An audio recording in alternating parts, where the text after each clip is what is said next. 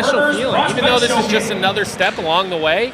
You know, that's something that you'll never forget, and there is a human element. These are young guys, getting their first opportunities. We've got our entire brass, our executive hockey management team watching, scouting, evaluating. So, a lot of excitement in this building, not to mention Friday night, there was not an empty seat at Fifth Third Arena, and as of right now, I don't see a lot of empty spots here today as well, Chris. The concession stands are open. This is otherwise a free event open to all fans, and this is going to be treated like a regulation NHL game. Same rules, same timing format, officials, the whole 9 yards. And you, Chris. And me. Thank you. And I know you're going to be looking at your fantasy football roster throughout this hockey game, but watching it tank, so this is a great distraction actually from my miserable fantasy football team just 1 week into the season. The starting lineup for the Chicago Blackhawks today features a lot of 2022 draft picks, including Gavin Hayes, Paul Ludwinski, and Samuel Savoy. That's the top line of forwards for the Blackhawks today. That's a third-round pick, Gavin Hayes, third-round pick, Samuel Savoy, second-round pick, Paul Ludwinski. And the top defense pair for the Blackhawks this afternoon, Philip Roos and Alex Vlasic. Vlasic played 15 games with the Blackhawks big club last regular season. Now for the national anthem.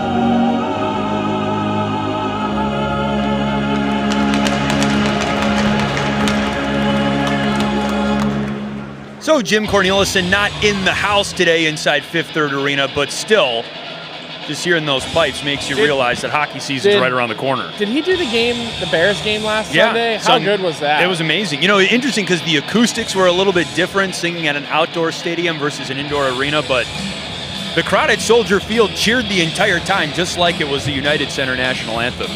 I think we're pretty spoiled getting to have him do all of our 100%. 100%. It could be a Tuesday night, it could be cold, it could be freezing and snowy, and when he opens his mouth at the United Center, there's chills in the air. Chills in the air, and a puck drop is right around the corner, as is the case this afternoon. We neglected to mention the starting goalie for the Blackhawks today. It is Mitchell Weeks. Jackson Stauber got the start in net in the first game on Friday night, which ended up being Colby, a 5-2 win for the Minnesota Wild prospects, but the Blackhawks dominated the first period in particular, scored the first 2 goals of the game. Then there were a couple of injuries. Colton Dock, who scored the first goal of the first game on Friday night for the Blackhawks, less than 30 seconds in, left the game with what turned out to be a concussion. Lucas Reichel was boarded, left the game, returned in the third period on Friday night, but I think that's the big thing that the Blackhawks don't want to see in a scrimmage like this is injuries. Yeah, and these games can be physical. I mean, you've got a bunch of young guys who are looking to make their mark on, the hockey brass, and you'll see that, throughout the NHL. And, of course, Colton Dock not in the lineup today. Number 67, Samuel Savoy. 2 minutes for cross-checking. So already a penalty on Samuel Savoy, a cross-check, and a penalty kill opportunity for the Blackhawks. Vlasic and Roos, the defensemen, and Slavin and Buzdecker also on the ice. Colton Dock had a really tough angle goal less than, again, a minute into the game for the Blackhawks on Friday night, and that shorthanded opportunity from Buzdecker is tipped into the net. Well, and you talk about Colton Dock, who unfortunately, like you mentioned, he's in concussion protocol, so he's going to miss some time to begin training camp. But what a difference in just seeing him from year 1 to year 2. I mean, he looks like he's put on 10 or 15 pounds of muscle. He looks more mature. He looks a little bit older. And, early in the game, his line really carried play for the Blackhawks on Friday between him and Reichel. They created a lot of opportunities. You mentioned the goal Doc had early, so we'll hope to see him back in training camp soon. So keep an eye on 27 and 55 right now. The Blackhawks, 2 of the Blackhawks' last first-round draft picks. I guess the top draft picks for the Blackhawks in each of the last 2 drafts. Lukas Reichel, 2021 first-rounder, and Kevin Korchinski, the first of 3 first-round picks for the Blackhawks just a couple of months ago. Well, and you got Nolan Allen, a couple of first-round pick defensemen killing this penalty. That's a good stick by Reichel to get out there and deflect that shot up into the netting. And look, when you talk about where the Blackhawks are at and you think about where this rebuild is going, it's got to start with prospects. It's got to start with Rockford. There's certain players who aren't here, Frank Nazar being one of them, Ryan Green. They're college hockey players. They're not able to come to rookie camp or training camp. But, Kevin Korchinski the other night, staying on the theme of the first-round picks, he showed why he's a first-round pick. He's a smooth defenseman. Boy, can he skate. Boy, can he create. One of the first things that General Manager Kyle Davidson said when he became the full-fledged general manager in March, when it comes to building a winning program, it's not just about building a winning program in Chicago, it's about building a winning program in Rockford as well, to your point. Oh, absolutely. Anders Sorensen talked about it the other day when he had some media availability, who, of course, is the head coach in Rockford now, with Derek King moving up to the NHL and becoming an assistant coach. But Anders talked about getting to know Luke Richardson, talking with the NHL coaches. What are they going to work on? What are their systems going to look like? Because they're going to mirror that in Rockford, and they're going to have players who are really playing under that same situation and getting all the same challenges and information. And this way, your development process just works players right up into the NHL, and not much will change, Chris. And I've seen that be really effective, being a part of that in Boston and Providence, having that type of cohesiveness. Sure. And I got to tell you, it makes a big difference for players when they get called up. 3 seconds left on the penalty kill for the Hawks. Sam Savoy in the box for a cross-check, and the penalty killed. Savoy skates right across the sheet, and Michael Tepley checks into the game, number 71. We talked about this in development camp, too, back in July, but Alex Vlasic, there's a shot by Slavin and a save by Thomas Milek. I think that one actually went up the post. Reichel with a shot that's tipped into the glass. So a couple good looks for the Blackhawks now that they're back to even strength. Yeah, and there's just no doubt when Lukas Reichel has the puck on his stick, there's just nobody out here who plays with the speed and the skill that he has. And, he came into Chicago early this summer. He's been here for a couple of months working with Chicago Blackhawks strength and conditioning coach. And Goody's really put him to work this summer. He's put on 10 pounds. He's feeling a little more comfortable, confident on his skates. And we'll see if that can translate into being able to really play down the center of the ice, which is difficult in the NHL. Had a fantastic season in Rockford, led the Ice Hogs in points, goals, and assists. Cole Gutman with a couple of shots, and the second one goes in. And it's been a fantastic prospect showcase for Cole Gutman. He had a goal on Friday, too. You know what? You're going to have to break that one down, because I looked over at you right as that one went in, and we don't have any replays here, Chris, so come on, let's hear your analyst work. Well, it's so important, Colby, to stick with the play and be ready for loose pucks on rebounds. First shot didn't go for Gutman, but there was a juicy rebound that landed right in his lap. So he stopped on the crease, and he ends up finding himself a goal, huh? How about that? I think I could do it. You think you could be the analyst? Yeah. Well, we found out in Seattle last year that I can't do play-by-play, so I'm hoping to not have to try my hand at that again this year. When my mic went out in that game in Seattle, and we've got dropped gloves and sticks. right at the puck drop. This is Riley McKay, twisted up with Sam Henges of Minnesota. Both benches approve. Now this is, Colby, where my analyst skills run out. What precipitated that, do you think? Right at the puck drop after the goal. You know, what could have? I'll tell you, when you look back at the history of these rookie tournaments over the years, traditionally, a lot of fighting. Now, every year it seems to get less and less, but this is young players.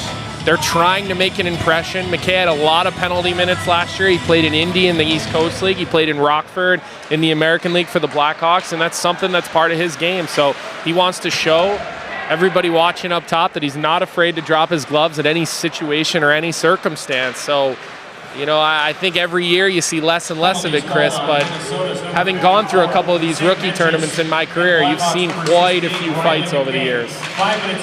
Just another reminder that the intensity of this prospect showcase a little bit different than just your standard development minicamp back earlier in the summer.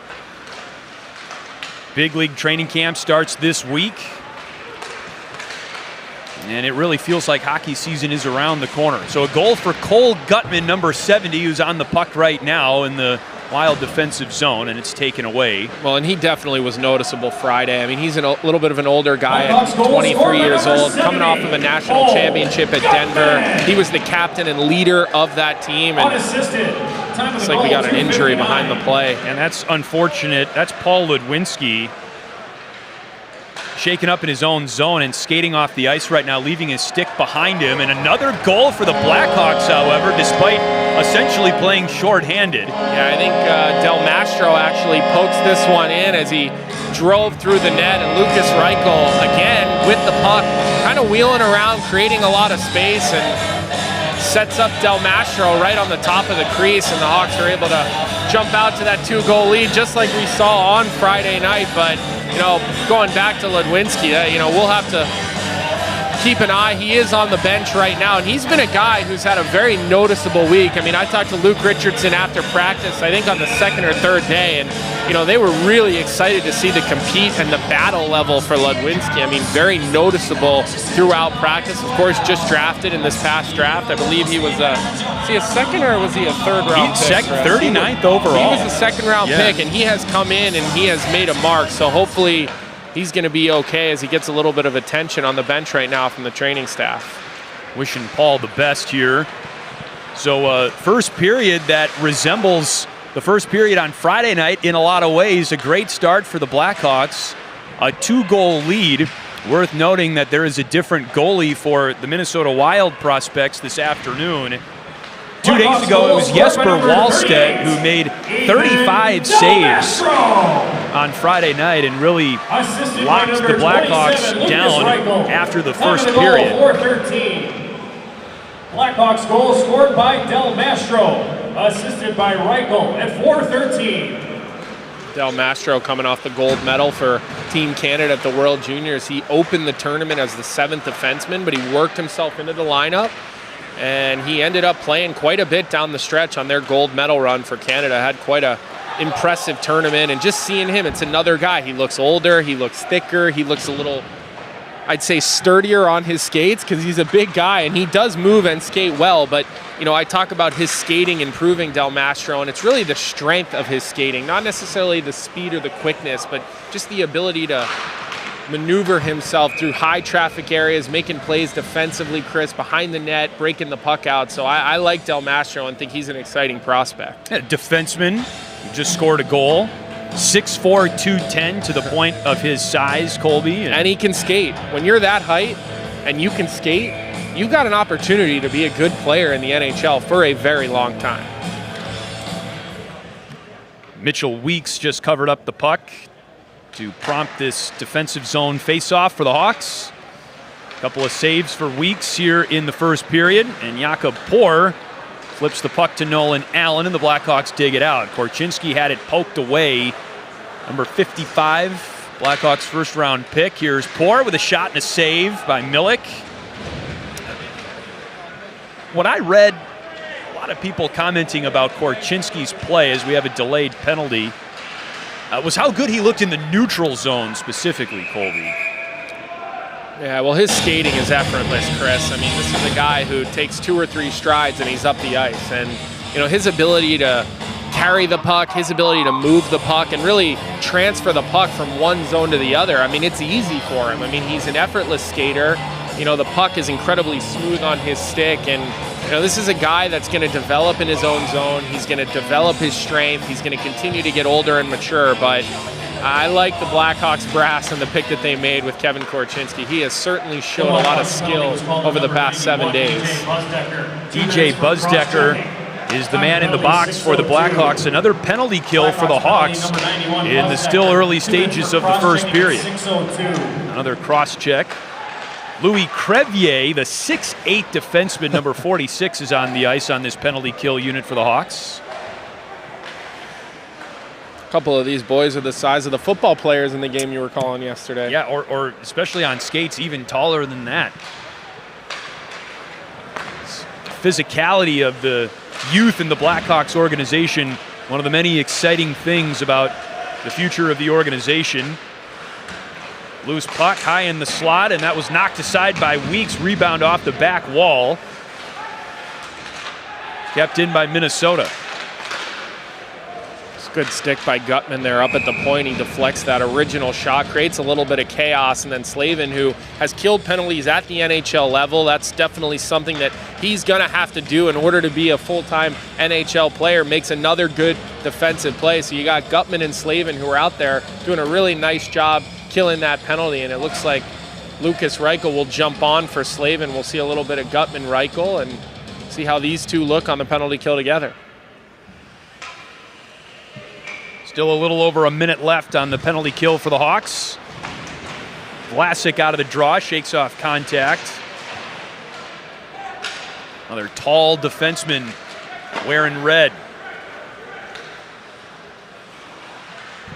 By the way, first intermission, the third member of our broadcast crew today, Jenna Rose, will sit down with Patrick Sharp. Troy Murray in the house as well for the showcase today. So we've got some great content for you in intermission as well.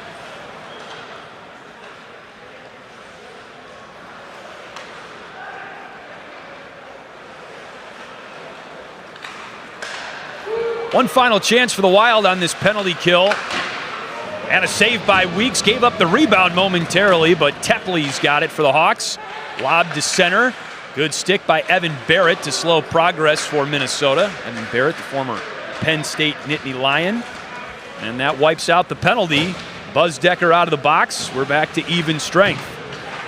Oh, that was a nice play by Korchinski behind the net. I mean, the easy play there, Chris, is to just keep that puck going around the back. But, you know, he gets his head up and he pushes that puck into the middle, and all of a sudden, that's transition hockey right there. And now that leads to a Blackhawks power play, right? So instead of it being a 50-50 puck, the poise of Korchinski behind the net to turn that play into the middle through tight support, those are easy outs. When you're constantly breaking the puck out easy and you have guys like Korchinski who can make all those little short support plays, breaking the puck out, forwards love that because they get the puck, they get going, they get more opportunity. And looks like it was a Blackhawks penalty, not a Minnesota Wild penalty. I think it's called a slash. On who? I don't see anybody in the box. Do you? Neither do I, but the door to the Blackhawks penalty box is open. Maybe we'll throw you in there. Sorry, who are they waiting for? Yeah. Oh, looks like it's going to be Evan Barrett, the elder statesman out here. Yes. He's been through a couple of these camps.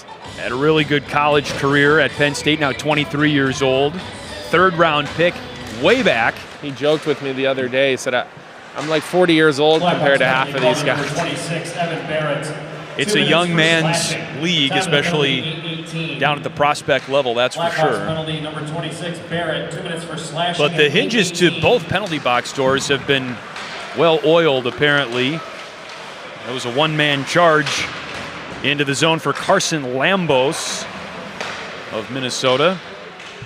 The 5-minute fighting penalty has expired as well. Good stick there by Slavin up at the point. Again, that's going to be the key for him, because this guy looks like he's going to be an NHL player, whether it happens right away, whether it takes a little bit more time. You look at the habits, the stick position, real smart player out of Colorado College, had played for a familiar coach in Mike Havlin, a guy who's well known around here in Chicago, of course, was an assistant coach through some of the Stanley Cup teams, so he's had some good tutelage along the way.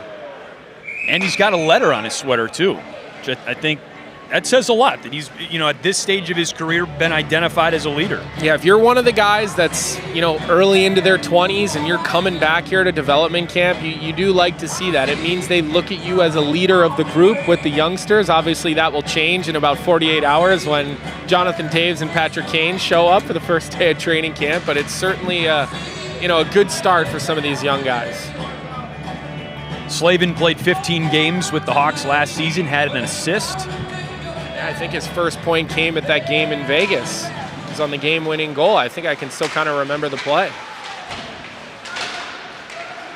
Well, it's a 2-0 lead for the Blackhawks over the Minnesota Wild Prospects in Game 2 of the Tom Curvers Prospect Showcase, and yet it feels like the Blackhawks have been playing a man down for the majority of the first 9.5 minutes.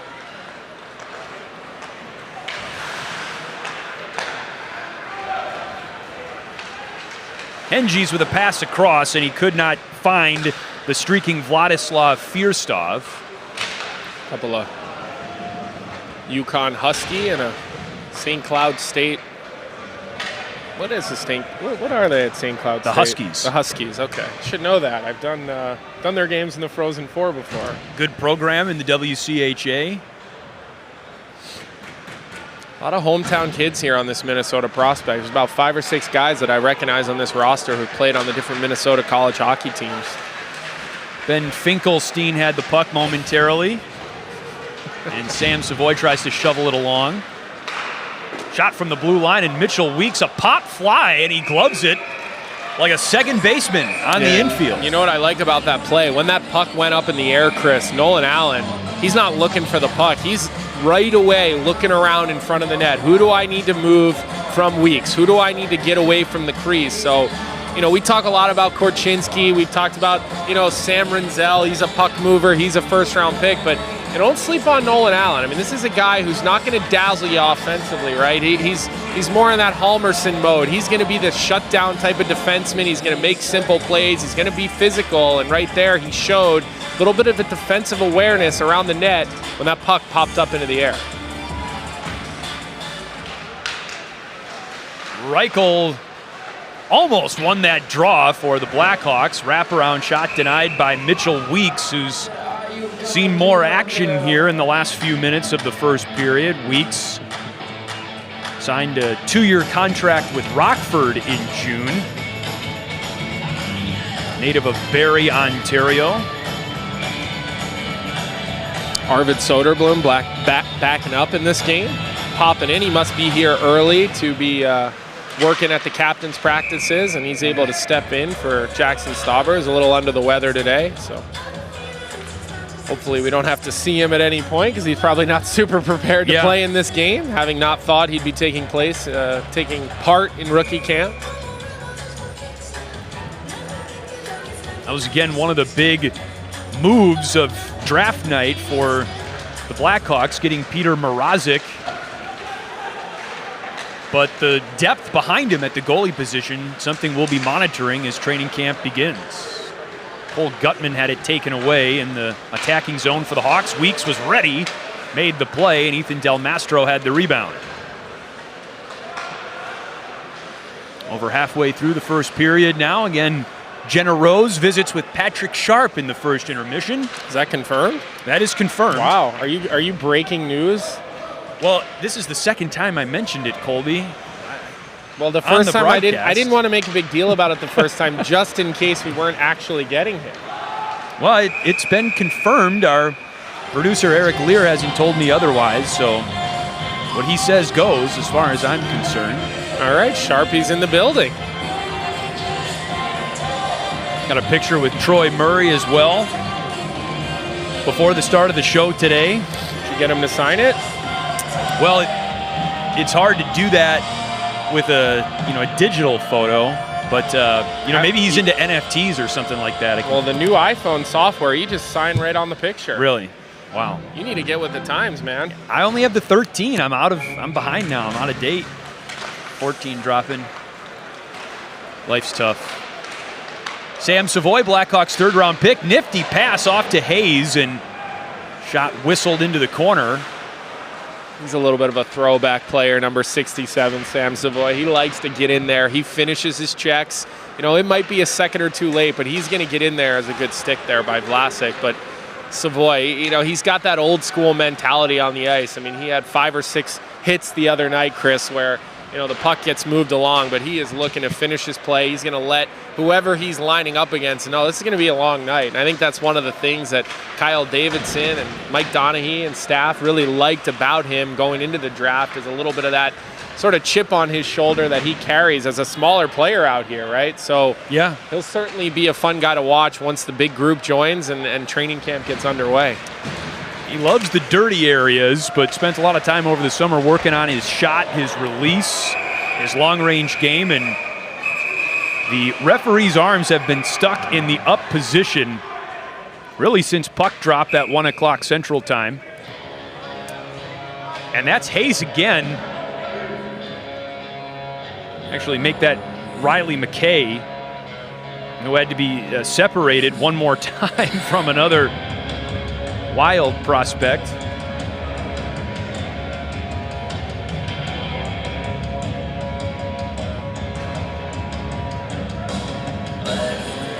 There was an original call on the play because Yes. the referee in the neutral zone had their hands up. Looks like it's going to be on the Blackhawks yet again. Jakob Poor is going to go to the box. We'll see what the call is. Maybe roughing, boarding. All right, there we go. Look at you with your hand signs. You've been studying. Gotta Learning that rule book. Gotta watch the officials, man. Gotta watch the refs. Another D-zone face-off for the Hawks. Buzz Decker to take it, number 91. And he gets the boot. You'll be carrying Sharpie this year with the rules. Oh, I sure hope not. If that's the case, we're all in trouble. He just got done playing, so guys who are playing, they don't know the rules. Really? Really know the basic rules. Really? 2 minutes for boarding. Time of the Well, you know the rules. 23. Didn't retire that long ago playing? Yeah, but when I was playing, I was mostly sitting on the bench, so I was really learning at that point as well. Okay, gotcha. You watch enough NHL games from the press box as a healthy scratch, you will learn a thing or two. It's a great view up there on the 9th floor. You know what? It was interesting last season talking with a couple of Blackhawks players who were injured. Connor Murphy comes to mind. Took in a couple of games up in the press box. Now that's a penalty against the Wild. And you do get a different point of view up there and gives you a different perspective on the game for sure. So that's absolutely one of the reasons why you'll sometimes see a young player who's breaking into the NHL get a night off at some point, in the first 20, 25 games. Give them a different view. Let them sit up there. Let them see how plays are developing. I can tell you the amount of times where, as a player, you think something's working and then they show you on video and it is not working. So seeing that view from up top, it can be really helpful for a young player, and I think that's something that will be utilized throughout the next couple of years while this team is showing a lot of young players, rebuilding a lot of young players, getting a lot of draft capital, a lot of draft assets. And from my perspective, too, as a broadcaster, we're always up high. It's great seeing a game down at ice level, too. That really just gives you a whole new appreciation for the game. Great pass to Reichel in front from Alex Vlasic. It's 4-on-4 hockey right now. Blackhawks not playing like it, however. Reichel trying to fish that one from just outside the crease. Loose puck covered up by Milik.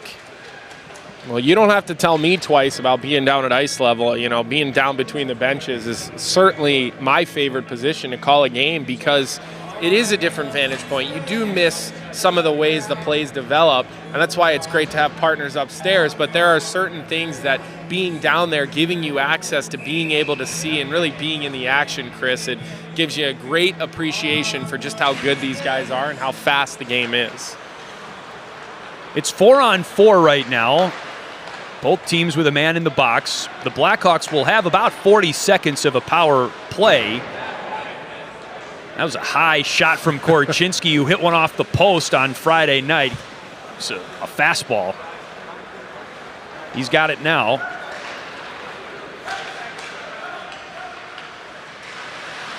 On the wing, Joseph Serpa got twisted around, but there's Korchinski to back the play up.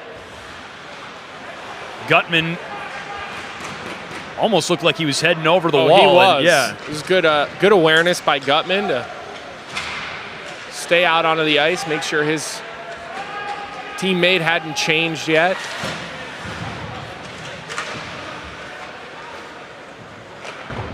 Goals for Cole Gutman and Ethan Del Mastro earlier in the first period. And 7 saves for Blackhawks prospect goalie Mitchell Weeks.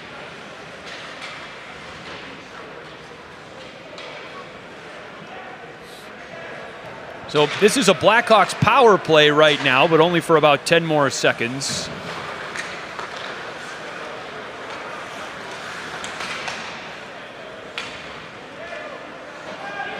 And it's killed off by Minnesota. So this week has been a lot about who's here at Prospect Camp Colby. Gavin Hayes with the return feed to Reichel, backed up by Tepley, and he slots it home for the Blackhawks' 3rd goal of the period. Michael Tepley, the 21-year-old from the Czech Republic. So not a lot happening on the 5-on-4, but they get back to even strength. That play starts back in their own zone with Lucas Reichel really supporting Ethan Del Mastro. He gets all the way back, Chris, and that just gives him an opportunity to wind his feet up, get the puck, and get a little bit of space. What I liked is he beats the first man right at the defensive blue line. Reichel's able to shield off a check, and he continues to move through the neutral zone. And then, 20 seconds later, that puck's in the back of the net. But that thing starts with Lucas Reichel really back in his own zone. So the Blackhawks have outscored their 2 goals from Friday night here in the first period, as Philip Roos with a shot pass from the blue line that was deflected. Vlasic alongside the net. Had some teammates in front, Evan Barrett and Samuel Savoy.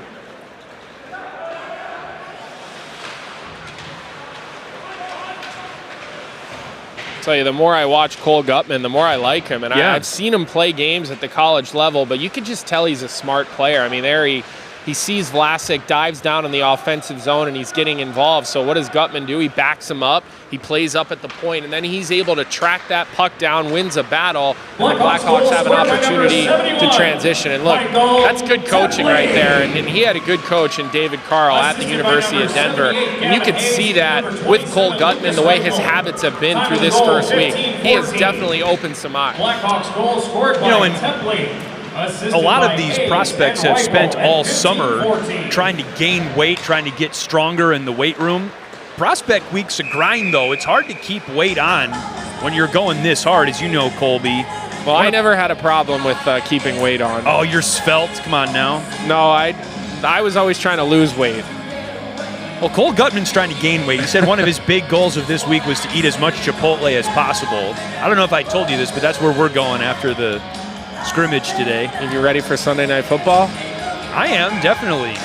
It's big sports Sunday in Chicago. Blackhawks prospects in action. The White Sox trying to keep their division hopes alive in Detroit. Bears, Packers on Sunday night primetime. Riley McKay wins the puck in the corner with some help from Buzz Decker. Approaching 17 minutes into the first. Nolan Allen shakes his defender. Back to Buzz Decker. Pass in front to Jakob Poor. He's had a good period, Nolan Allen. We don't talk enough about Correct. him because there's so many new first-round picks, and everybody gets excited about what's new. But this is a guy who continues to get better quietly. He doesn't dazzle you, but him and Korchinski, they've been good this first period. They've controlled the puck. They've defended well. They've both been good along the offensive blue line. So when you see these players coming back in their second year from what I saw last year at this time, and you see the the way that their games are developing. These are what, our scouts, our development coaches, and all the different people that work with these guys, this is what they're counting on, because eventually these are the guys that got to knock on the door to really push to be impact players at the NHL level. Nolan Allen is from Davidson, Saskatchewan. You think General Manager Kyle Davidson is aware of that? I do. Have you ever been to Saskatchewan?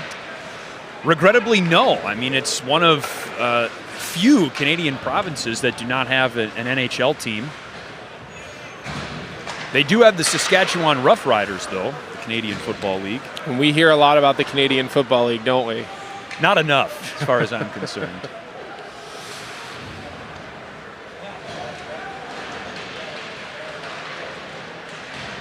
Puck in the Hawks attacking zone. Evan Barrett below the goal line. Gavin Hayes. Puck on his stick. Roos sweeps it back in. Hayes tried to flip it in the direction of Evan Barrett.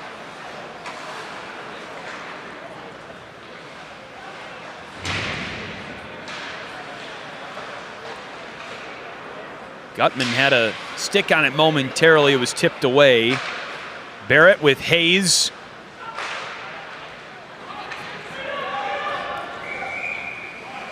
High stick was called. A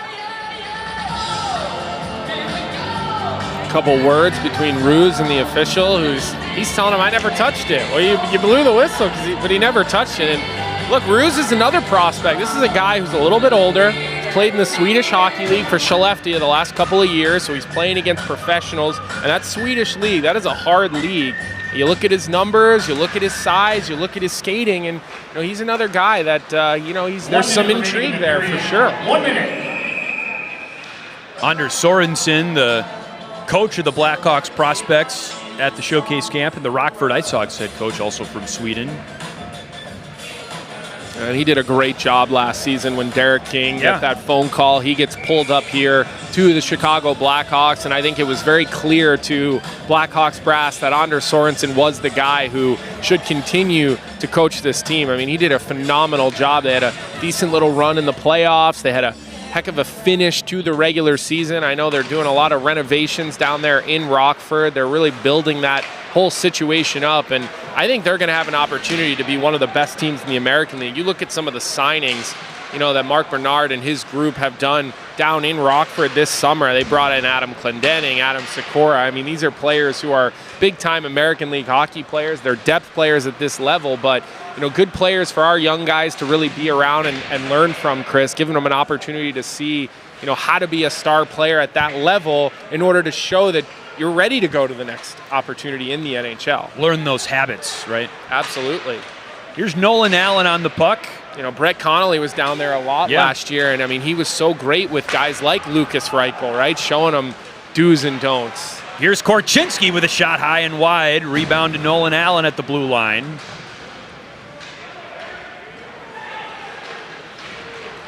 Korchinski pounces on it.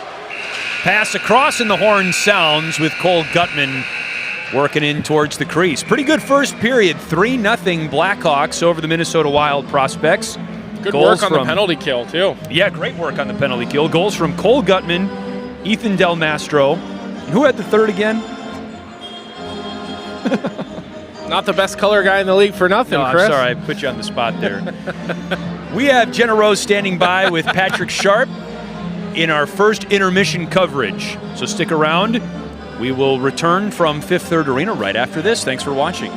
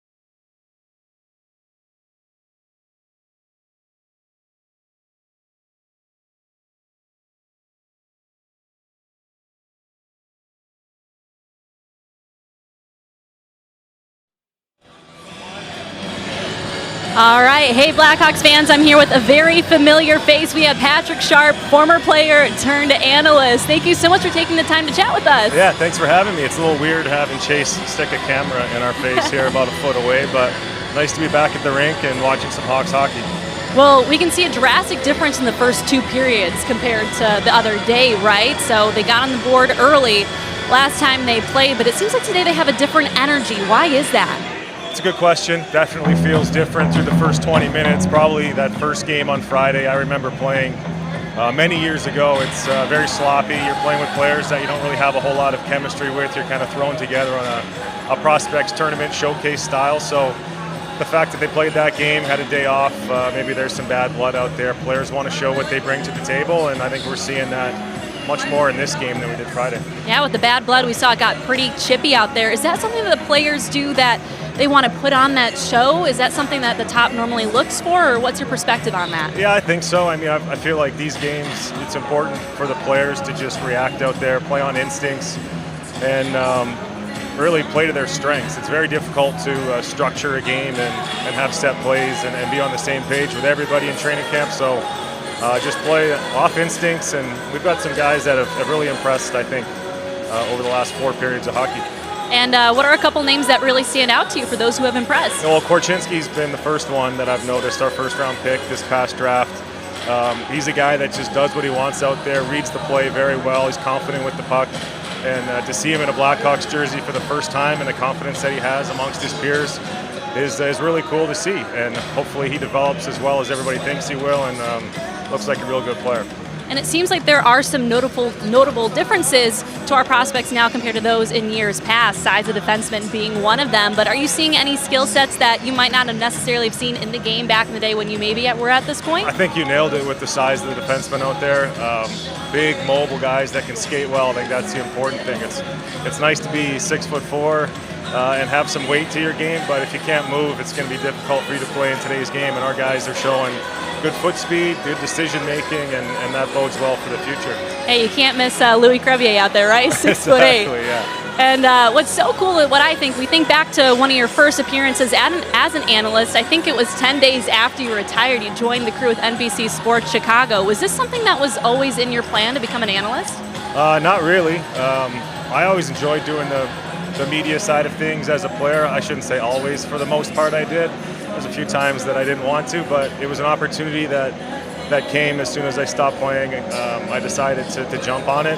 Had 3 good years with NBC and learned a lot, sitting with Keith Jones and Eddie Olczyk, watched a ton of hockey, and feel like I have a decent feel for the job. And last year kind of took it easy, and with the move to Connecticut with the family, it was nice to adjust, make sure the kids are in school and enjoying, everybody's doing great. Now it's time to get back and find a nice balance of hockey and family life, and I'm pumped to be back in Chicago right now. Yeah, well, we're pumped to have you, and I think a lot of fans are really excited to hear you and Troy Murray now filling this role. What have the conversations been like between you and Troy since this isn't his first rodeo? Yeah, I'm so happy to be involved with Troy as my partner, I guess I can call him now. I've known him since the day I joined the Hawks back in 2005. He was doing television, he did some radio, and now he's back to doing a little bit of everything. Again, we're happy to see him at the rink. He looks great, and it's going to be a fun year, bouncing ideas off Troy, talking hockey, staying up to date with the league and the team, and we're going to have a great time. Well, it's going to be a lot of fun to watch. Thank you so much for joining us today. We hope you have a good one. All right, thank you.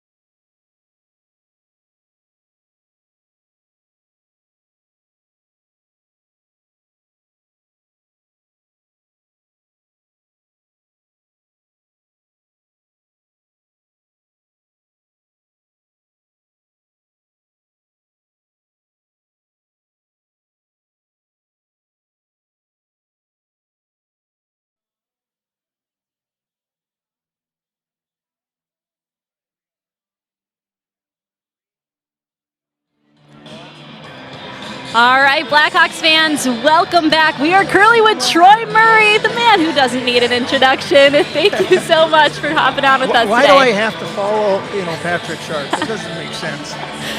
I don't think any of us like being on camera with Patrick Sharp, but it's going to be okay. But, hey, I was asking him his question, just making that transition from player to the analyst, right? What was that like for you? When did you initially get that idea? Well, it was a long time ago, and actually I was a commodities trader when I retired from hockey. So I was down there, and Dale Talon and Pat Foley were doing the broadcast. And obviously they were so good, and they've been together for so long. And Dale got an executive job with the Blackhawks, so he came out of the booth and went into the management side of things. And they at that point I was doing studio work while I was still trading. And then I'd kind of make a decision. They said, do you want to come out of the booth? And this is back when they used to do a simulcast. So Pat and I would do TV and radio on the road. They didn't televise the games back then, and then just radio. And so it was kind of a transition that I didn't really plan on. It just kind of fell into place, and then, that was over 20 years ago, and here I am still. Well, it definitely sounds like a wild ride to play for this organization, to be such an integral part of it. How would you describe your relationship? Well, I came to Chicago in '82 and fell in love with the city and never left. And my relationship with the Blackhawks goes back to when I was drafted in 1980, and here we are in 2022, and so it's been a long time. It's been a 42-year journey with the Blackhawks, and even though I ended up playing a couple different cities at the end of my career, I always kept a house in Chicago and always planned to come back to Chicago. And and I've loved the Blackhawks organization, and that's who I am as a Blackhawk. And for me, being very fortunate to be on the broadcast side of it for so many years. I mean, it's not like a real job. I still enjoy coming to the rink. It's my happy place, and really so. When I have an opportunity to come down here and watch the rookie camps, the development camps, and all that kind of stuff, it's something that I love to do because I know I was a part of it way back in the day.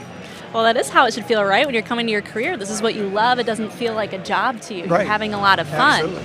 And with that, too, I wanted to ask you as well, you're also bouncing between TV and radio, right? And I feel that's a different style as an analyst that you have to call the game. How are you going to approach that this season? Yeah, it's a really good question, and it's one that I've actually thought a lot about, because when you watch a TV broadcast, and I'm working with John Weideman on the radio side of it, as a radio listener, you have to have that picture painted in your mind of exactly what's going on, where the puck is. On TV, you can kind of see that maybe nothing's going on. They shoot it down the ice. So that's an opportunity on TV that I might be able to get something in, as an analyst.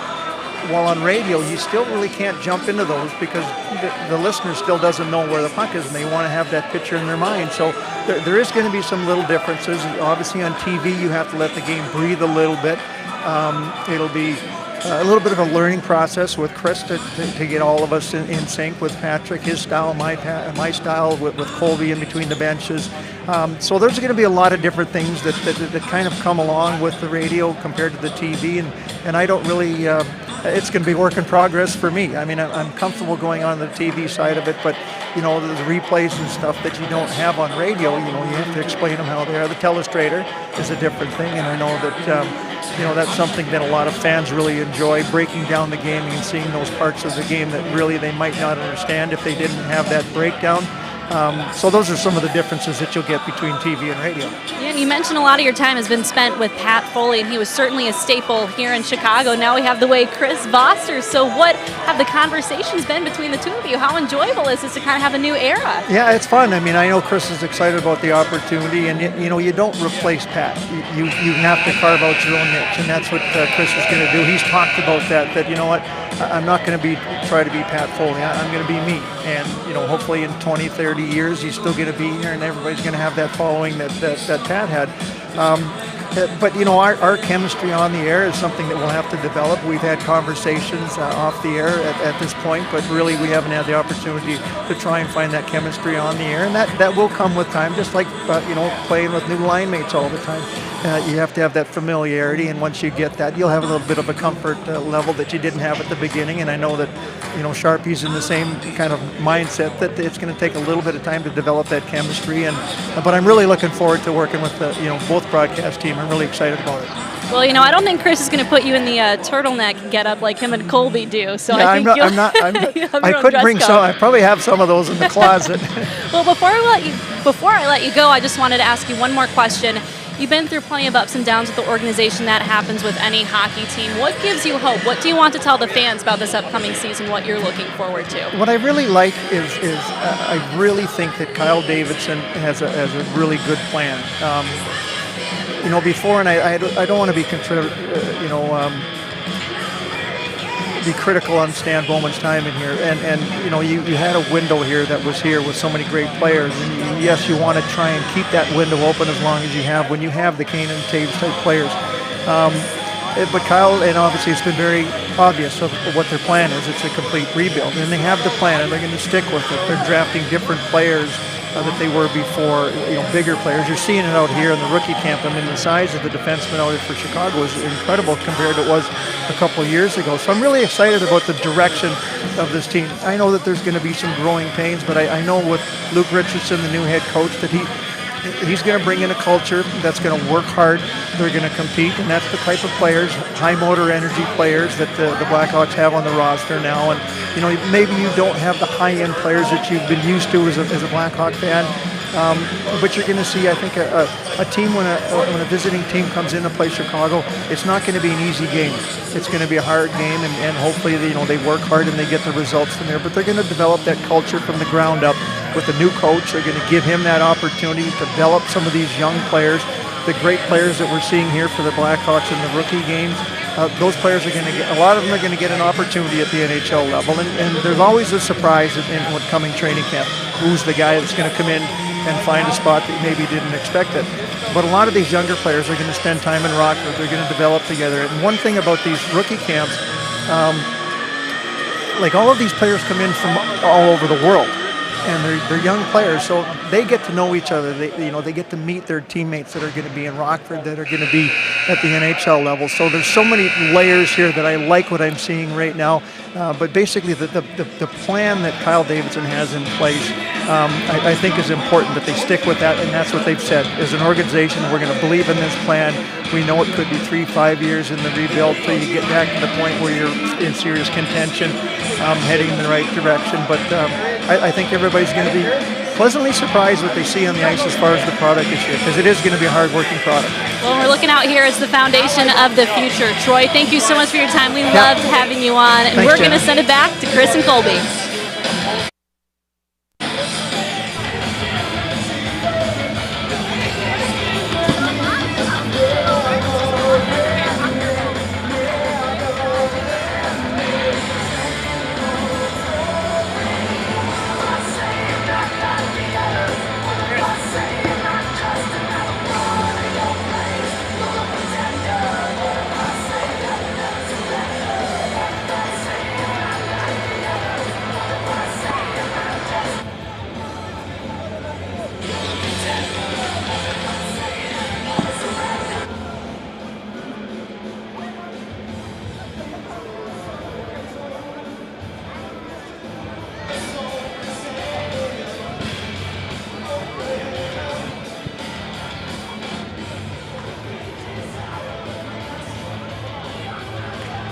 Jenna, thank you very much. Great stuff with Patrick Sharp and Troy Murray, and we are ready about 20 seconds away from the start of the second period. It's the Blackhawks Prospects versus the Minnesota Wild Prospects in Game 2 of 2 of Tom Gerber's Prospect Showcase, the culmination of about a week-long prospect minicamp on the eve, really, of NHL training camp, which starts in just a few days later this week. Colby Cohen, Chris Foster's back with you for the start of the second period. We're really excited for the start of another NHL season and for the broadcast team that we've assembled. We've heard from just about all of them at some point this weekend. Kaylee Chelios and John Weideman had the call on Friday night. Heard from Troy Murray, Patrick Sharp, me and Colby. It's going to be a fun season. We are really excited about the future, both short-term and long-term. And especially with what we saw on the ice in the first period, Colby. Goals from Cole Gutman, Michael Tepley, and Ethan Del Mastro. And some good plays made by some of the high draft picks that the Blackhawks have in this game as well. Kevin Korchinski, Lucas Reichel. We saw Nolan Allen make a few good plays. Samuel Savoy, Gavin Hayes. The list goes on and on. Well, I think you forgot big Alex Vlasic, too. If we're going to name all the different players, you can't forget the big 6'10" defenseman. Him and Ruse out there together, that's quite a pairing, huh? A lot of height on that pair. A lot of height on that pair is right. Kevin Korchinski and Nolan Allen, the D pair now. You know, you can never forget my BU guys. Well, there's one BU guy in particular in the Blackhawks system who's not here, Colby, and that's Drew Comesso, who's one of the top goalie prospects the Blackhawks have, as Nolan Allen tracks this one down into his own end.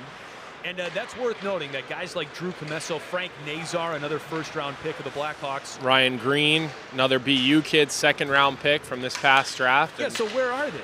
So those guys are all in college right now, Chris. When you're a college hockey player, from an eligibility standpoint, you're actually not able to come to training camp. You're not able to come to rookie camp because, you know, that creates eligibility issues. You are able to attend development camp, which we saw in the middle of the summer. We saw all those players, but those guys are all gearing up for their opening weekends here for college hockey, which are right around the corner. So that's something we will certainly keep an eye on throughout the year. I know I have on my calendar scheduled October 14th. We'll be going to watch BU in Michigan, and we'll see Comesso, we'll see Green, Nazar, Adam Fantilli, who's draft eligible for this year. He's a guy who you're going to hear a lot about, along with Connor Bedard throughout the year for top prospects. So those guys are in college. They're not going to be here, and we'll have to keep an eye on what they're doing in their college seasons.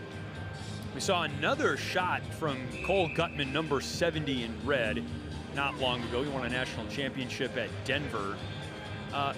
But you know, Connor Bedard, looking ahead to the 2023 draft, has he's a pretty good player. He's a pretty good player. He's on the top of a lot of mock draft boards. But Adam Fantilli, I mean, you know, is such a deep draft. You know, looking at perhaps 2, 3, 4. I mean, there are a lot of franchise-changing players that are going to go in the early first round next summer. Well, you go back to when Alexander Ovechkin and Evgeny Malkin went 1 and 2, and you see the impact that those guys are able to have in the NHL, being the first and second overall picks. And I think that's similar to what you're going to see. I think, you know, the year Marc-Andre Fleury got drafted, same thing. I mean, the first 3 picks in those drafts back in those years were just so impactful. Yeah.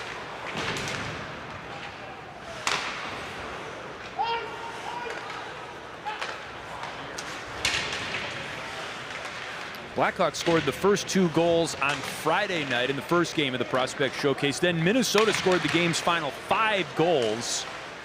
Josiah Slavin, the captain of the Blackhawks prospect team, still fighting for the puck in the attacking zone. Here's Jakob Poor with a wrister, and it bangs off the back wall. Vlasic on the rebound for the Hawks. Philip Ruse clacking for it, top side. He's got it now. Down in front. And elevated to neutral. Clacking. That's what it was doing. That was the sound he was making. All right. What did you think it was? Well, you know, they refer to that as the old beaver tap. The beaver tap. And you're just, you know, you're. I like that. We'll teach you the hockey lingo. Don't worry, Chris. Clacking. It's its own language. I like clacking. That works. Yeah. I like giving it the old beaver tail. That's a good one, though. Beaver tap. Beaver tap. Thank you. Shots on goal just 12-10. Now 12-11 for the Hawks. Now 12-12 as Mitchell Weeks saves another one, and Korchinski with a little bit of a nudge to Hunter Height, the Minnesota Wild prospect, number 43, who is right next to Mitchell Weeks. I guess we can mention the fact that there is no Marco Rossi in this game, who is a top prospect for Minnesota. Last year, when these teams got together, Marco Rossi and Matthew Boldy, they put on quite a show.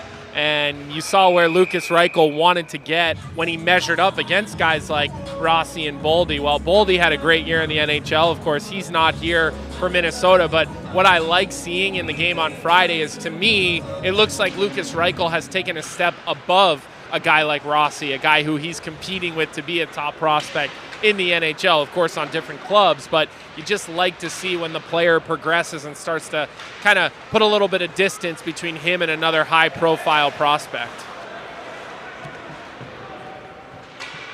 Here's Korchinski. Pass back to Nolan Allen. Buzdecker, Savoy, and Gavin Hayes, the forwards on the ice right now for the Hawks. It was a penalty-ridden first period as well, but just under 5 minutes into the second. Here's Savoy with a shot blocked before it got to Milik. There's another good breakout play there by Korchinski. Hangs onto the puck back in his own zone, and he's able to make that, 40, 50-foot pass clean, crisp. He hits Savoy in stride. Savoy's able to bump that puck up into the blue line, and then all of a sudden the Blackhawks have action. And you talk to Kyle Davidson, he wants fast players. He wants these guys who can move the puck, who can skate. And when you have defensemen that are able to make those plays and snap the puck, and you're talking 2 seconds from the top of your crease to an offensive opportunity, Chris, I mean, those are transition goals that are hard to defend. One off the side of the net. And here's Lukas Reichel. He's got a letter on his sweater, the alternate captain for the Hawks prospect camp. Tepley goal scorer in the first period. Left it for Reichel, who couldn't get a shot away.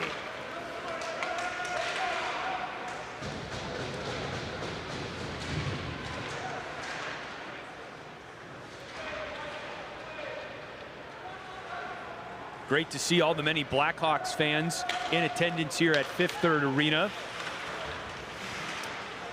I thought a lot of them were coming up to me and you in the last intermission to ask for autographs, Colby, and then I realized Patrick Sharp was standing next to us, and that's who they wanted to take pictures with. Well, I know there's a lot of excitement in the air about having Sharpie rejoin and being around the broadcast. Yeah. And I know he's excited to be back here in Chicago, obviously in a new role, but it's unbelievable how people flock to him, isn't it? Yeah. And he stops and takes a picture with everybody. I mean, there was a line 10, 15 people deep. I almost got him. Looking for pictures, looking for autographs, and Sharpie stays and he does them all. So it'll be a fun season to have our fans have an opportunity to kind of get to be around Sharpie in a little bit of a different role and a little bit of a more accessible role to all of our fans.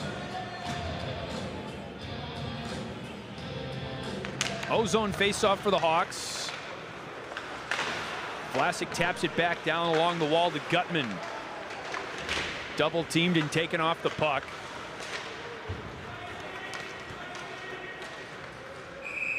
Icing.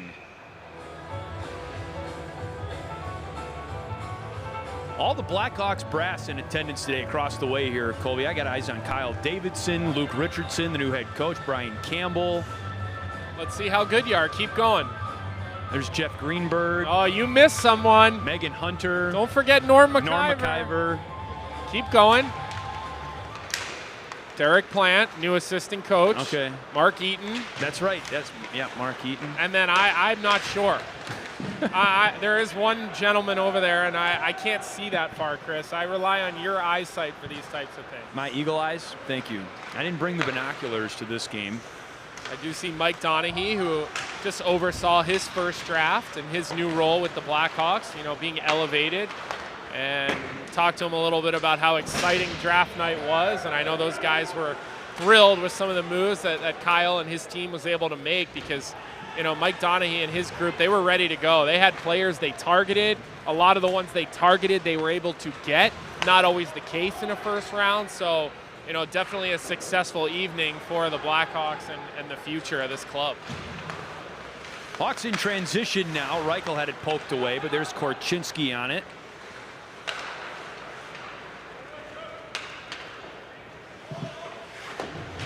Korchinski played in the WHL last year, still just 18 years old. Working with the stick, but it was Sam Henges who got the shot away, and Korchinski on the rebound poked it out to Reichel. Reichel with a beautiful change in direction to set up Poor, whose one-timer is blocked high in the slot. There's a shot from Crevier, and the 6'8" defenseman put Beckman off his skates. Reichel. Looked like that puck just rolled up on him. Yeah. He had Riley McKay weak side. Thought we were watching your Wisconsin Badgers there for a second. Why's that? because of the great skill on display and puck movement. How'd they do this weekend in football? Did they win? They won, yeah. All They right. blew out New Mexico State in a largely meaningless game.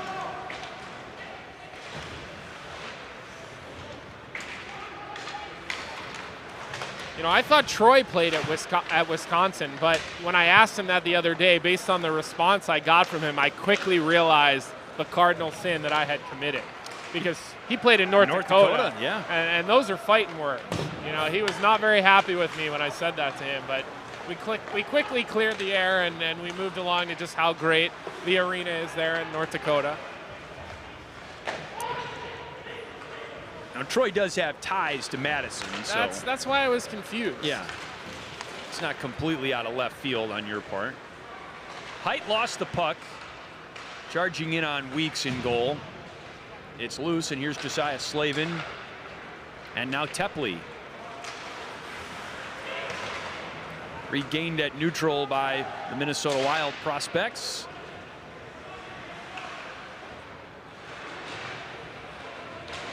Close range shot in front. Weeks with a couple of saves to shut down Pilar of Minnesota.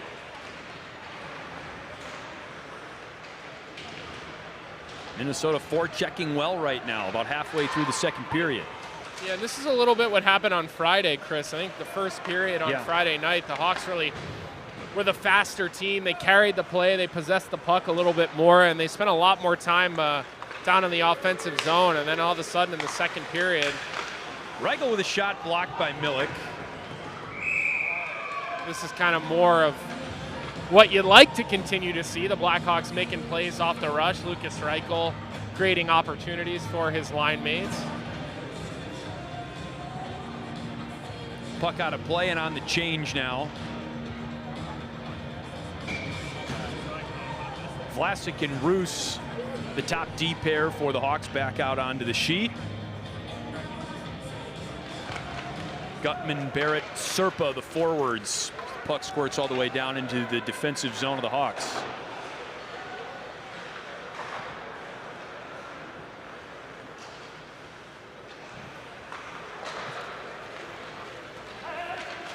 Gutman with a shot, saved by Milik, and tipped into the netting. Gutman just looks really comfortable on the ice. Played a lot of college hockey with a really good program, knows what it's like to be part of a winning program. Well, they won a lot of games there at Denver. You know, David Carl's one of the bright young coaches in the NHL. His brother Matt Carl was a Hobey Baker winner at Denver as this puck pops up and out, and you know, played a long time in the NHL. So he's been around the game, he's been around the NHL, he's been around college, he was a player himself, drafted, and you know, you can tell all of the good habits that he was able to work on with with Gutman throughout his time at Denver, obviously culminating in a national championship, him being a captain of that team. You know, thinking a little bit about how much of a leader he was. I got to watch that, you know, being down between the benches for the national championship game. So you get a great view of how players are. They were losing that game at one point, and he certainly rallied his troops and kind of kept the energy up on his bench when things weren't looking great. They were having a hard time against Minnesota State. So, you know, good signing by Kyle. He certainly fits the mold. He's an energy player. The motor never stops, and that's what we've seen through 2 games here. Looks like Evan Barrett's going to draw a penalty here. We'll get to see a little power play for the Blackhawks. Crevier with a shot saved by Milik. And the first penalty of the second period comes 10:52 in. Seen a lot of the Hawks penalty kill in this game 2 of the Prospect Showcase, but not nearly as much of the power play. We're afforded that opportunity now. Looks as if the Blackhawks are going to go with 4 forwards here too. So Lucas Reichel is going to play the point. A lot of new, fresh draft picks out here on this power play. Savoy, Hayes, Korchinski, Reichel. Here's Reichel, back from Hayes. In front, Savoy, loose puck. And Milik, the goalie, dropped his stick. Oh, I love the second effort there by Gavin Hayes. I mean, the minute that puck gets delivered to the net from Reichel to Savoy. Hayes is jumping right on top, and I thought at one point Minnesota was going to get a free clear, but Hayes gets his stick air on top of the crease, keeps that play alive, and forces the goaltender to freeze the puck. So now all of a sudden, instead of having to come 200 feet, Chris, you get an offensive zone draw on the power play. So small little detail there, but I like that out of Gavin Hayes on the power play. That's good habits right there. Great point. Great observation. Gavin Hayes, number 78, native of Westland, Michigan. Played in the Ontario Hockey League last season. Hawks win the draw. Tepley across to Reichel. He plays it off the wall.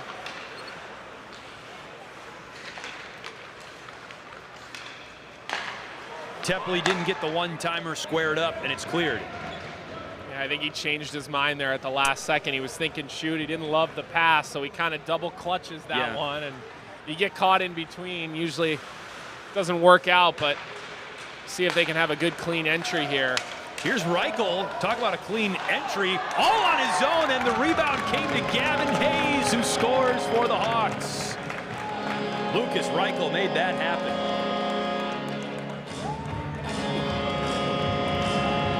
It's a lot of what you saw out of Lucas Reichel last year in the American Hockey League, just being able to carry the puck, being able to beat guys one-on-one, and you know what I like there is he's able to draw so much attention to himself as he enters the blue line.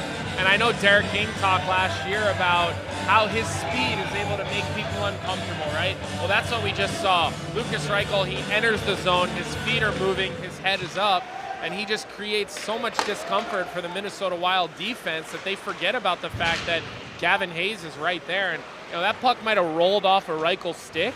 I'm not sure that was even necessarily a pass, but it works out nonetheless just because of the speed and his ability to make people uncomfortable moving his feet, stick handling in tight areas. Riley McKay with a pass onto the wing, and Buzzdecker hums one in high, knocked down by Milik. Sides back even now, but this fresh line for the Hawks continuing to apply pressure. Speaking of Derek King, I do think we're going to hear from him in the second period. Oh, is that confirmed? Did you get confirmation? That is not on that? confirmed, no. Okay. I know that was, you were very adamant that we get confirmation that Patrick Sharp was coming by for the first intermission, so. It's Sunday, and I've been looking at Adam Schefter's Twitter all day, so I'm just looking to break a little news here. You don't play fantasy football. What do you care? I still like to know what's going on. Well, maybe next year you'll invite me into your fantasy football league, and I'll play. I'm too scared to look right now, and I'm enjoying this Tom Curver's prospect showcase too much, but to Colby's point, yes, we do have Derek King coming on with our Jenna Rose for the second intermission. Is that confirmed? That is confirmed, yes. Oh, so you're now confirmed? I'm confirming it now, yeah. I get this information before you do. Good okay? producing. I know that. Good producing.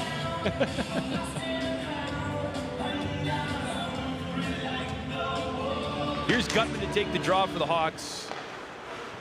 Blackhawks goal scored on the power play by number 78. Popped up. Hey! Joseph Serpa tried to shoulder Finkelstein out of the way. And number 71, Mike Barrett Tepley. denied the wraparound look. 11:39. Blackhawks power play. Vlasic with a blast. Rebound caroms up into the air. At 11:39. It was a good play there by Alex Vlasic. He sees Gutman coming up the wall, and as a defenseman, you're taught you got to go find a little bit of soft ice. So you don't want to get too far because you don't want to drift himself out, but he gets 5 feet and he takes that 1 or 2 hard strides, Chris. He creates a little bit of separation at the point, and then all of a sudden they're able to execute that one-timer. So that's a good heads-up play there by Alex Vlasic. Weeks knocks that one aside. Vlasic on the rebound. I didn't mean to throw my pen at you there. Sorry about that. DJ Busdecker and Gavin Hayes break the puck out of the defensive zone of the Hawks. Hayes with a hello behind the net. Puck out of play.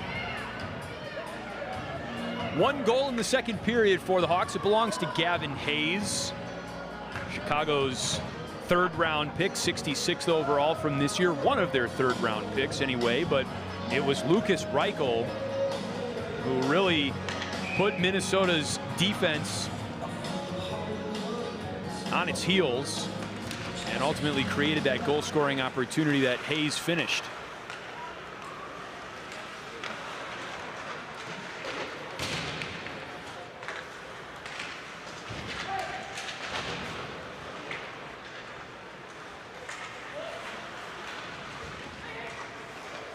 Savoy working on David Spacek, and Buzdecker couldn't find the puck cleanly on his stick. Korchinski keeps it alive, in front to Hayes. Shot tipped high.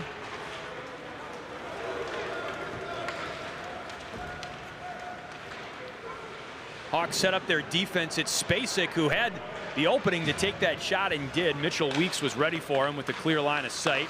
Reichel. Hawks had a rush there. Good feed from the wing. Well, you got to point out the fact that Korchinski starts the play offensively. He dives in. He sets up a play. Minnesota ends up with a 2-3-on-1 back the other way. And while Korchinski's back checking, he ends up with the puck again, leading the rush. I mean, that's a thoroughbred right there. I mean, that's what you want out of a young player who can skate like him. You're going to get up the ice like Roman Josi does. Well, you got to make sure you're the first one back, but then you still need to have the conditioning levels to continue to push the pace offensively. So, you know, we're getting to see little glimpses of what made Kevin Korchinski the 7th overall pick in this past entry draft.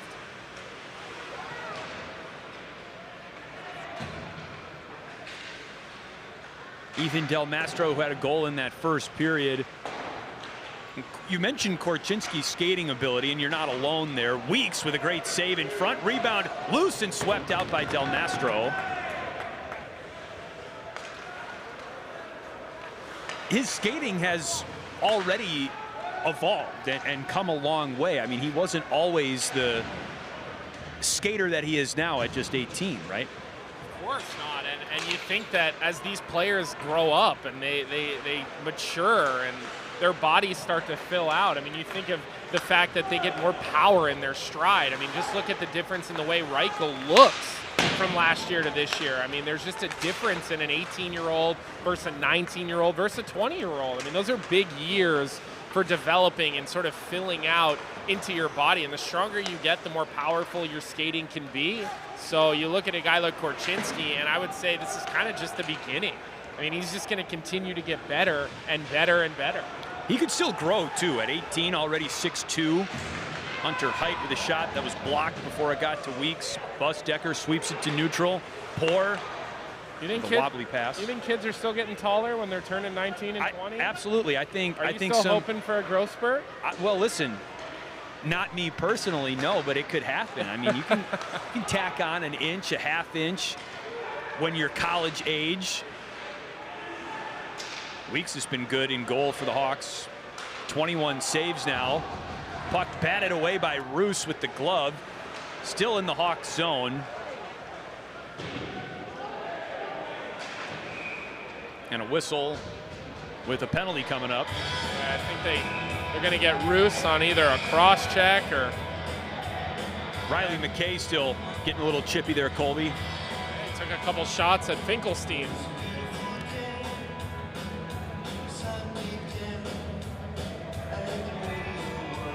It's a great hockey name right there. Finkelstein. Ben Finkelstein. Yeah. Good hockey name. I agree. Philip Roos goes away for 2 minutes.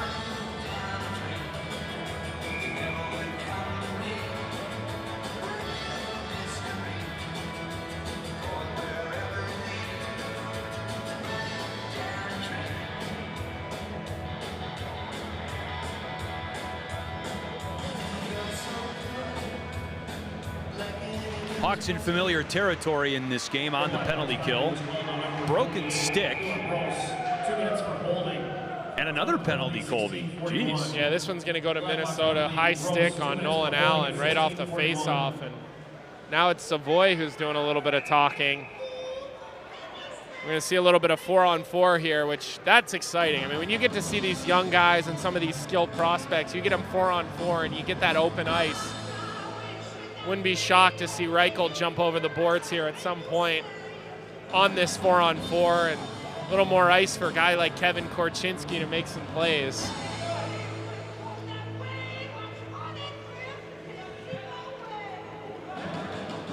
it's fun to see not just players like Kevin Korchinski and Lukas Reichel individually, but it's also fun to see them develop chemistry with each other too. That's one of the great parts about this week of prospect camp.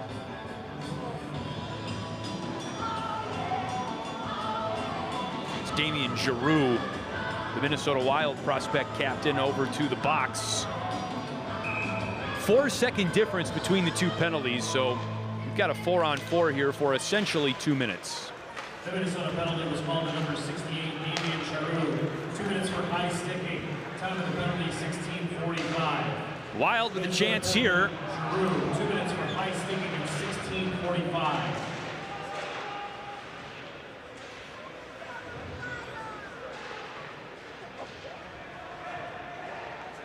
Tied up in the corner, and it comes out to Savoy. Korchinski.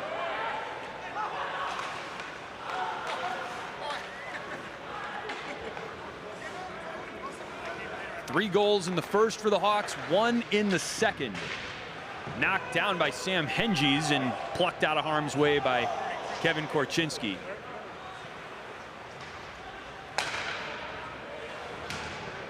Tepley now had one of the Hawks' goals in the first period. Here's Lukas Reichel, who had an assist on the last Blackhawks goal. As Colby mentioned, Reichel and Korchinski on the ice right now in this 4-on-4 for another 50 seconds thereabout. Del Mastro shakes a defender. It's good play there. Crevier with a shot. Rebound loose and eventually secured by Milik, with Michael Tepley right on the doorstep. See, like, to me, that's a play that Ethan Del Mastro didn't make last year. You know, he gets that puck along the wall last year, and he just shovels that behind the net. But you see these players come back in their second year, they're more comfortable.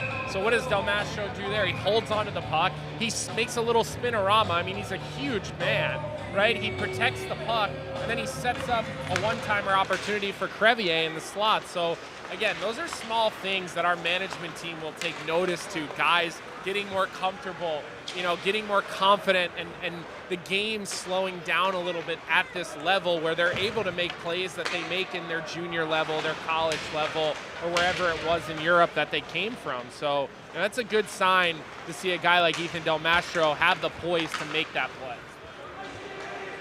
Great observation. And exactly what Blackhawks fans want to see, just that year in and year out development, guys growing their game. You know, especially defensemen, Chris, it takes time. You know, it can take a player a couple extra years of juniors or college. You know, you give them a little bit of time in the American League, maybe 1 or even 2 full seasons. You know, just look at a guy like Isaac Phillips. He's not playing today. Guys like Galvez, these are guys that had good years in the American League. They continue to improve. They're probably all going to be battling for a spot with the big club, but whoever doesn't and ends up back in the American League, it's just going to be more opportunities for them to grow their games at that level. Del Mastro put up a lot of points in the OHL last season with the Mississauga Steelheads. 41 assists, 48 points. Gutman with a great shot there that was blocked by Milik. Yeah, guys like him in their second training camp, I look forward to seeing him play NHL preseason games against the better players, the older, bigger players, because you know, he's a guy that has continually stuck out to me, whether it was development camp, rookie camp, you know, the way he worked himself into the lineup in World Juniors. It's a good shot there by Gutman. Again, yeah, I mean, he's been all over the ice, but you know, we're just to finish off that point on Del Mastro. I mean, these are the progressions that you want to see, and then things that Mark Eaton, who's, you know, the assistant general manager of the Blackhawks in charge of player development, will make him very happy and sleep just a little bit better.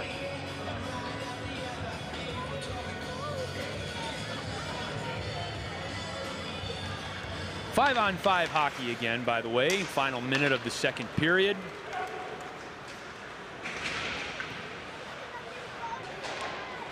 Nolan Allen wins the puck with some help from Korchinski. Here come the Hawks, taken away at neutral.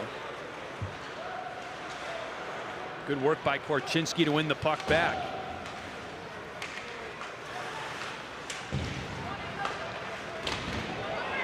Good hit by Nolan Allen. Backed up by Korchinski.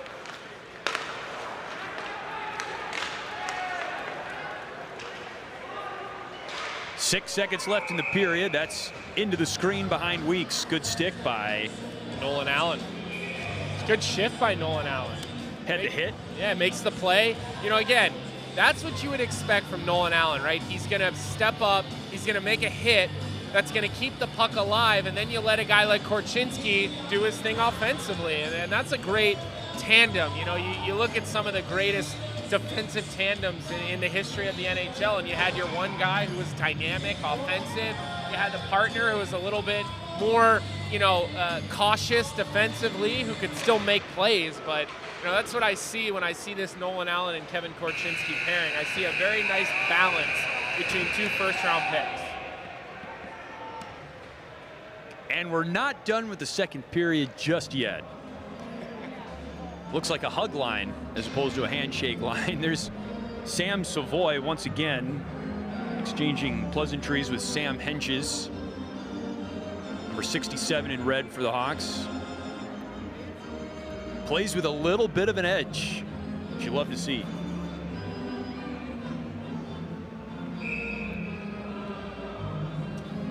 Cole Gutman ends up with his helmet off.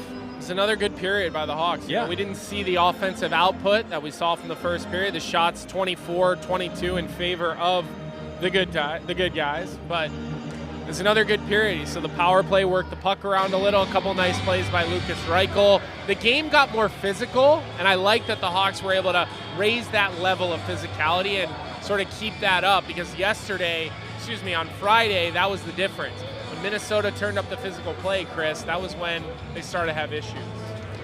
4-0 Blackhawks over the Wild Prospects. Only goal in the second period comes courtesy of Gavin Hayes. Coming up in intermission, Jenna Rose sits down with Derek King. You won't want to miss that. Back from Fifth Third Arena shortly.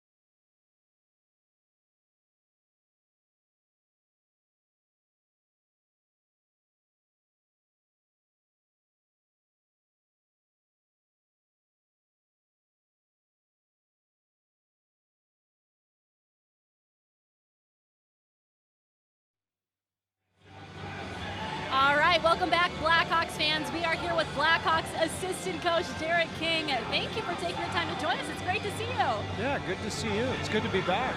Yeah, it's great to be back. It's nice to have hockey in front of us again. It feels like it's been a little bit of a spurt.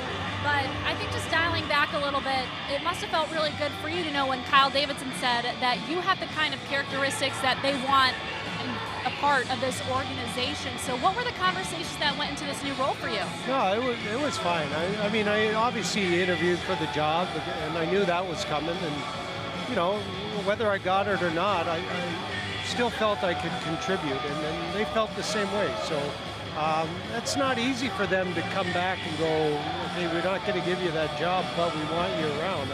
So hats off to them, and I'm glad they did, because you know, I like this organization. I've been here since 2016. I've been working with a lot of these kids, and you know, we got a whole new staff now. It's just real good people and good character people, and I'm looking forward. It's going to be a lot of fun. Look forward to working with them.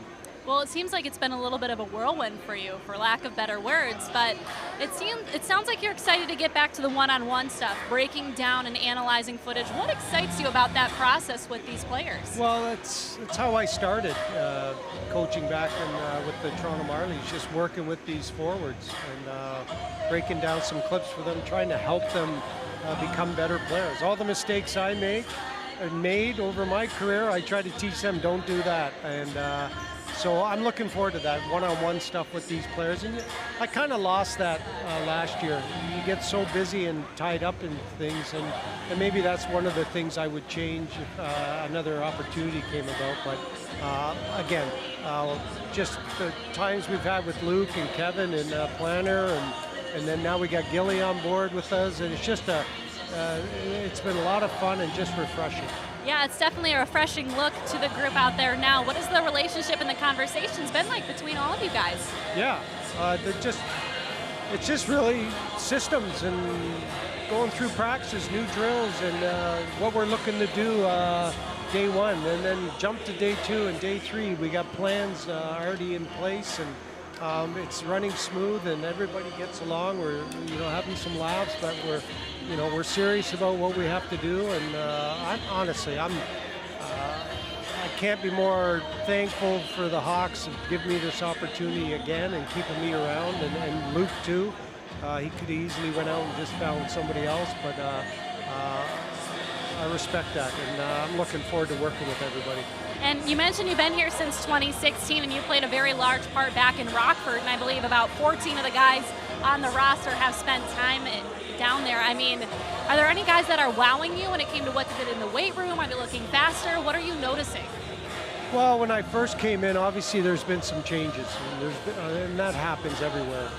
Players come in and they end up leaving. There's some good players, and they're scattered around the NHL. Of late, you know, the Hagels, the Reese Johnsons, the McKenny, Entwistle, and some of these guys, you know, I'm still looking forward to working with. But some of these young kids, Reichel looks good today. Tepley's made some strides over the years, and you know, I had Slavin both at the American League and this league, and they're making really good progress. Anders does, and his staff do a great job down there. So, hey, great decor, young kids, they're huge back there. There's no room on the ice to move anywhere, which is good, but they look strong. The goalie today, Weeks, he looks real good and confident. So there's a lot of positives here, and I'm excited to be a part of it. And what we've been talking about on the broadcast is that this is some of the toughest competition that most of these athletes have had to go up against, and this just seems like a completely different story here today than what we saw on Friday. What are some of the things that have contributed to that? Well, I just think they get the jitters out. The first game's always, they're a little nervous. They're trying to do a little too much. They got back to their game. What they did to get here, how they played, and what they can contribute. And I think they're playing real good hockey right now. They're moving, they're keeping it simple. Their goalie's made some great saves. And, you know, like any team, your top guys are putting up some points. Yeah, well, this has been plenty of fun to watch. We thank you so much for coming up and joining us here today. Hope you enjoy the rest of the game. Yeah, thanks. All right, and we'll see you guys in a bit.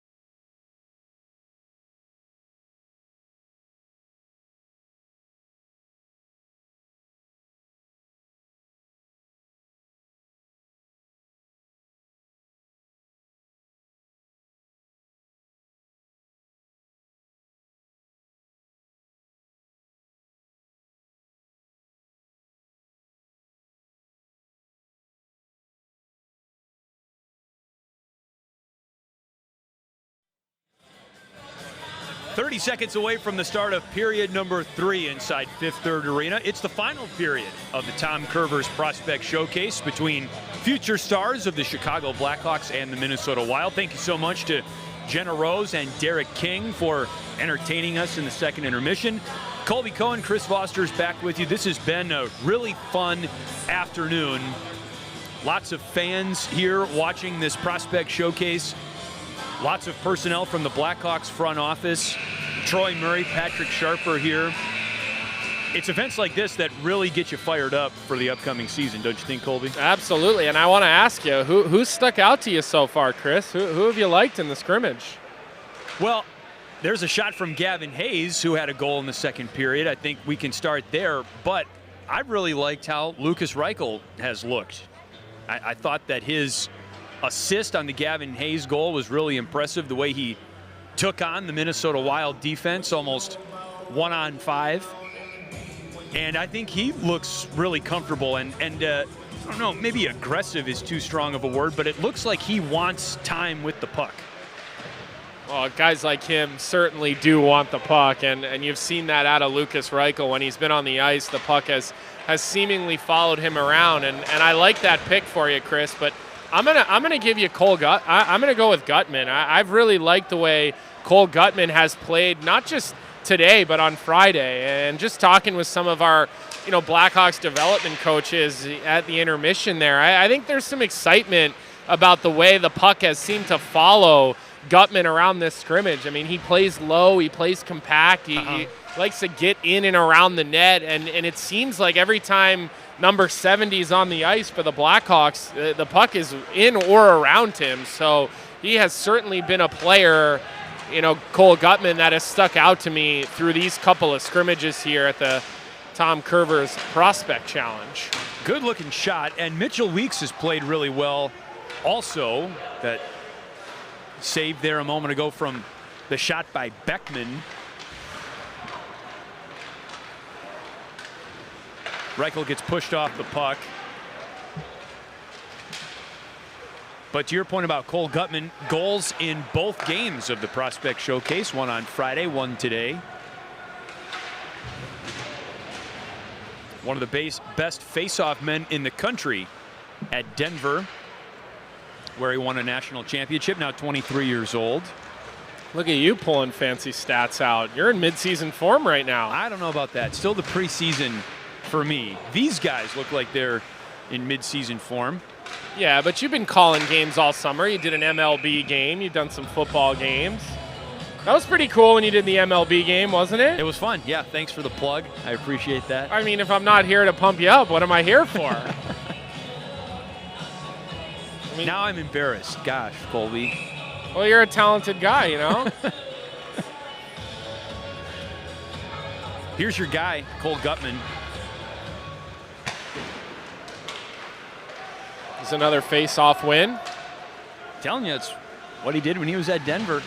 Do you follow the college game much? I do follow the college game, yeah. I think college hockey is very exciting. I get to work quite a few of those games, especially down at the end of the season. So you get to know there's quite a few prospects actually playing on both of these teams that I've been fortunate throughout their college careers to kind of be able to follow and watch these guys, grow up, get a little bit older, get a little bit stronger, and turn into real, potential NHL players, and Gutman's one of them. So, he'll certainly be a guy that we keep our eye on this season, and we root for to continue to get better and push for an opportunity here in Chicago. I said that somewhat tongue-in-cheek about the extent to which you follow the college game. Colby Cohen, one of the voices of the Frozen Four. Except my voice doesn't go as low as yours. You got your real, true broadcaster voice. I haven't grown into that yet. I'm going to have to start gargling with vinegar. Actually, it's Earl Grey tea with a little bit of honey. Okay. That's the trick. Gutman checks out. And some fresh skaters on the ice for the Hawks, including Alex Vlasic and his fellow defenseman Philip Roos, number 48. DJ Buzzdecker to take the draw for the Hawks. Yeah, and I think Vlas has looked a lot more comfortable in this game playing on the left side. You know, on Friday night, he played on the offside, playing with Kevin Korchinski, and I think at times, you know, kind of looking around the ice for his positioning a little bit, being used to playing that left side. And, you know, in this game, you've seen him just a lot more aggressive. I think he's more on top of certain reads, and you can just tell he's a lot more comfortable playing that strong side. Icing is the call. Yeah.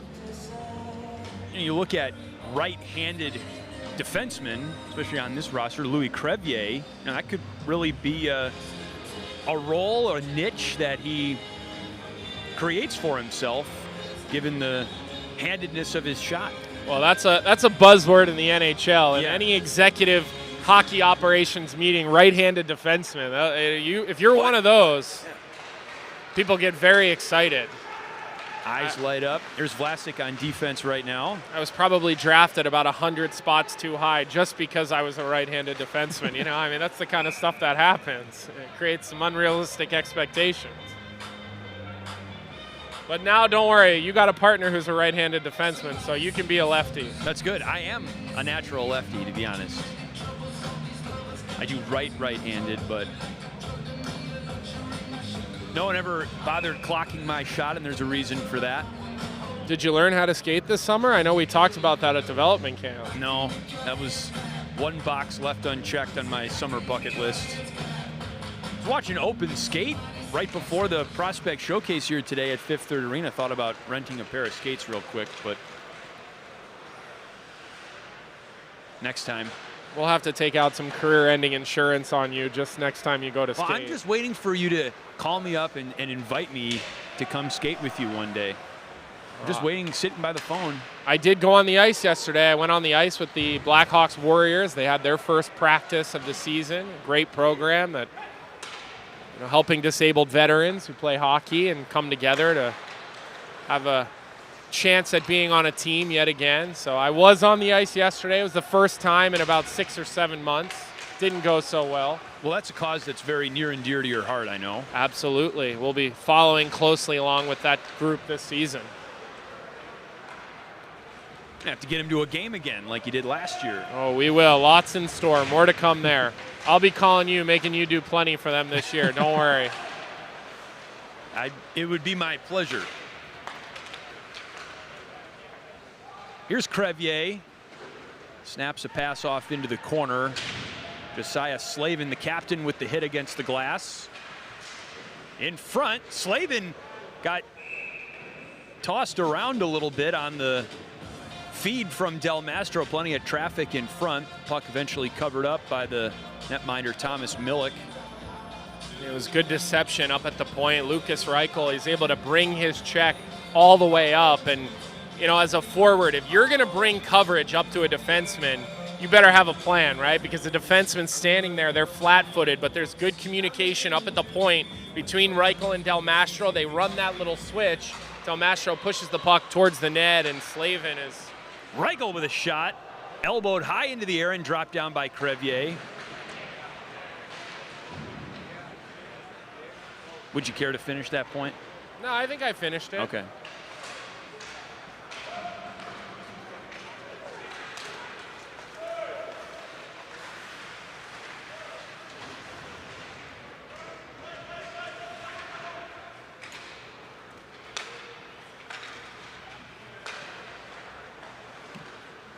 Over 5 minutes into the third period, no scoring in this frame so far.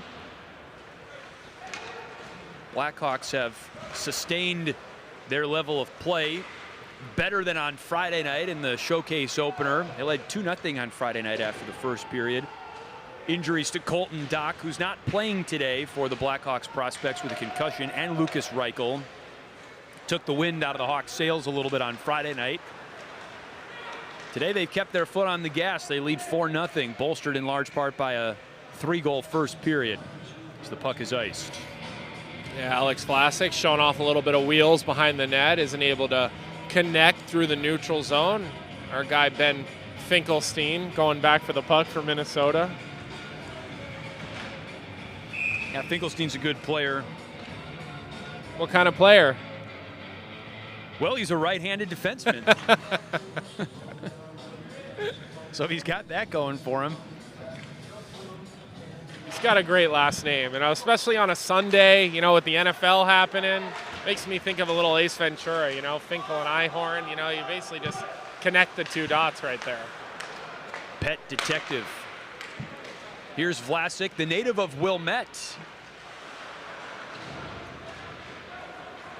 Back come the Wild. Penalty coming up. And it's against the Blackhawks.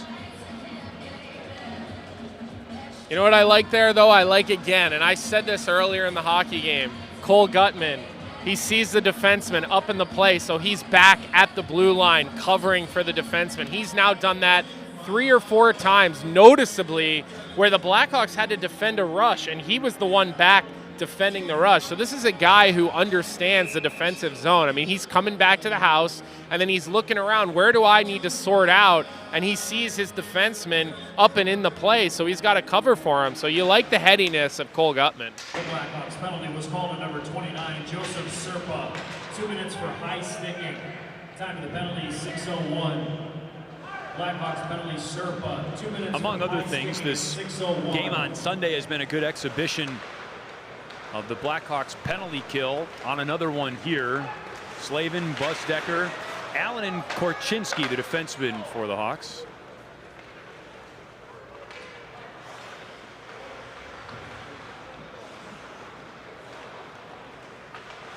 And Mitchell Weeks in goal. Weeks has made 25 saves this afternoon. Really good friends with fellow Blackhawks prospect Isaac Phillips, who's not playing today, not because of injury or anything like that.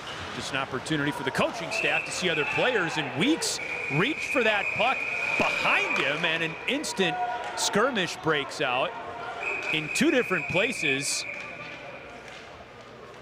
Savoy not afraid to go after anybody wearing white. A couple of left-handed swings there by long reach. And we'll see how this all gets sorted out.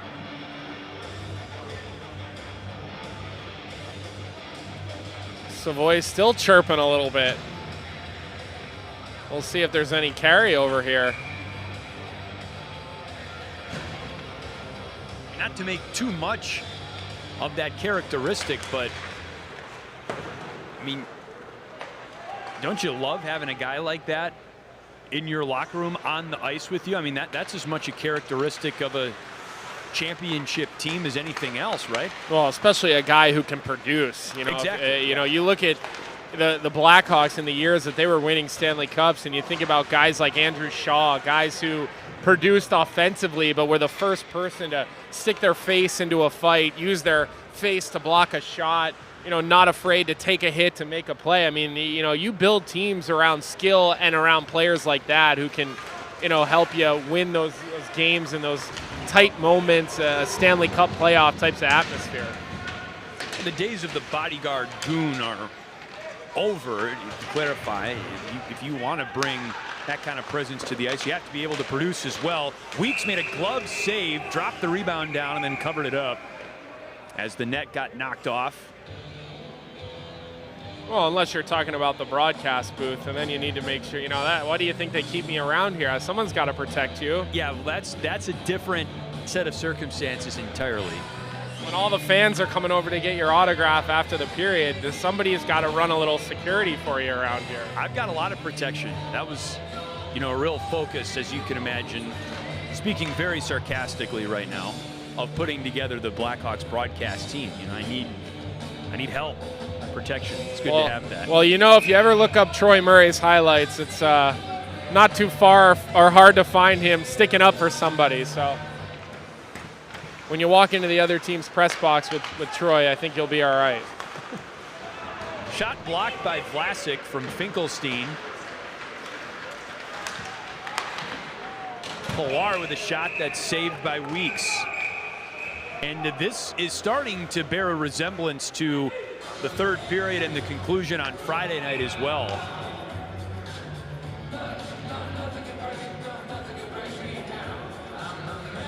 Is there beef that's being played out here from games past, or is this just the result of seeing a lot of the same person over the last 48 hours? I think it's definitely a combination, Chris, and I think I alluded to this earlier on the live stream.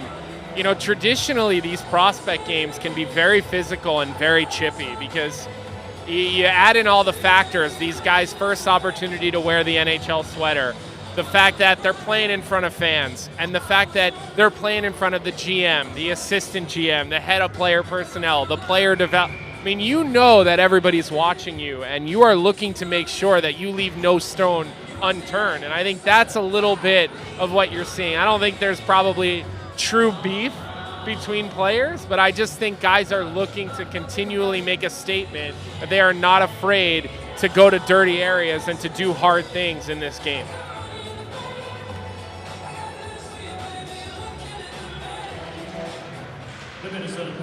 Savoy settles down the draw. Korchinski at the point now, as was the case on a second period Blackhawks power play.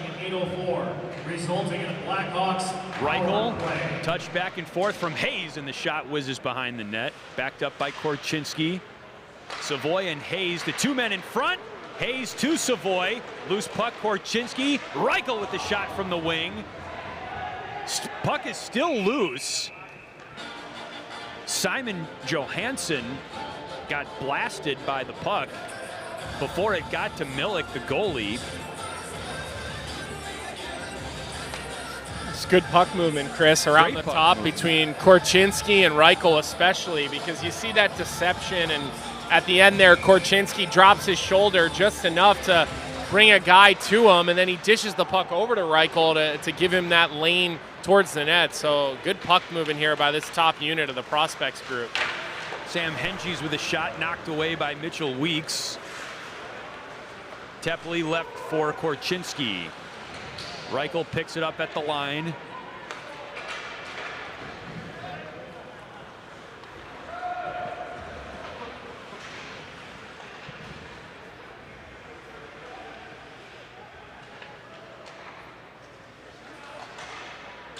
Korchinski with a shot that may have been redirected into the glass.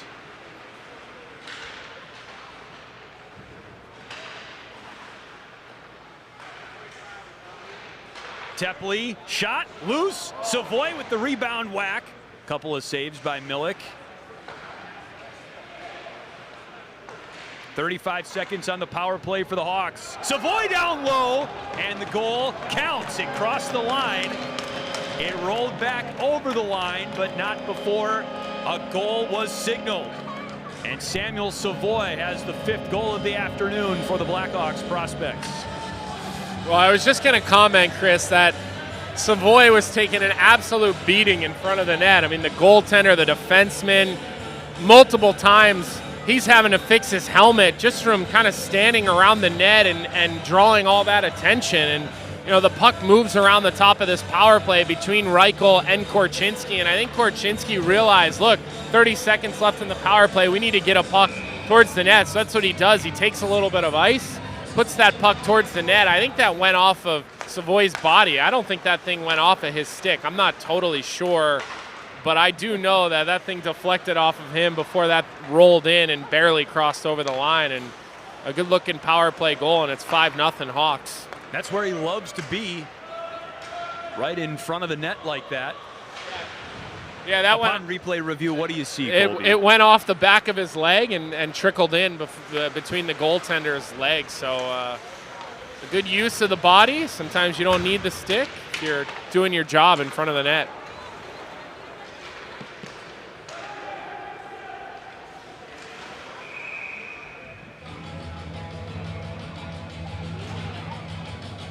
Hawks lead 5-0, and the aggregate total from the weekend 7-5 in goals for the Blackhawks prospects.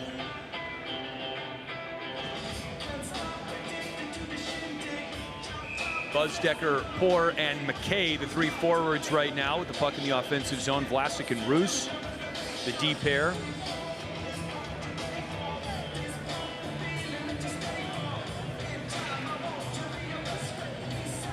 And Buzdecker gets thrown out for the 2nd time today.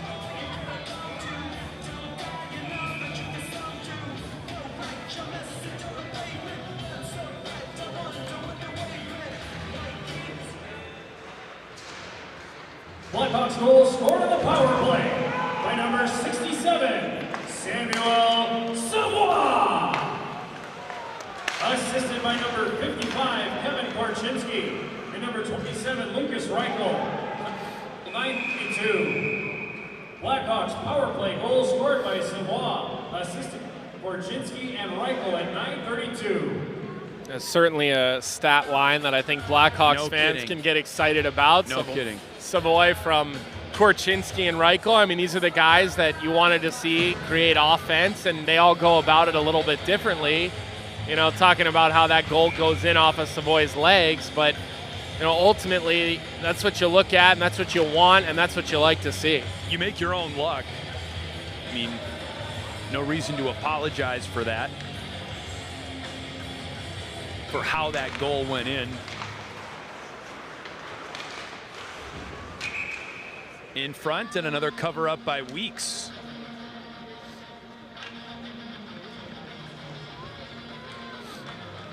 Not sure if we mentioned this, but Alex Vlasic sporting number 72 this year. Colin Blackwell, one of the new free agent signings, he's actually traditionally worn number 43. So Alex Vlasic, being a young rookie in this league, he gets bumped, and he decided he wanted to go with 72. I guess he's a Panarin fan. It's a good number. He's a big guy. He can get away with the higher number. Sure. You like to see a guy that has a short last name have two numbers. Just kind of makes the back of the jersey feel a little bit bigger. Okay. You never go single digits when you get that short 4 or 5 letter last name. Words to live by, Chris. That was right on the side of the net, and Gutman swept it out of harm's way in front of his netminder, Mitchell Weeks. Wild forecheck. That was knocked down by the skate of Nolan Allen. Korchinski doesn't check the box of a short last name, but I do like the double nickels. That's a good number. 55. And the blue mouth guard as well. You notice that? Always chewing it. Yeah, hanging out of the mouth. Looks like he had a blue raspberry slushy or something like that from up here. His teeth look blue. Then you realize it's the mouth guard.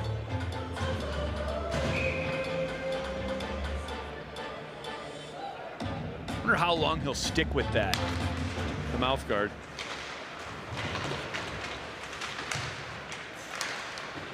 Do you think mouth guards are becoming more common in the NHL? I mean, I got to think most guys are wearing a mouth guard. I think a lot of guys wear a clear mouth guard so you don't really notice. I mean, I always had a clear one that you couldn't really tell that it was in. You know, they make them so well where they're not going to fall out of your mouth or anything. But I would say you're crazy to not wear one.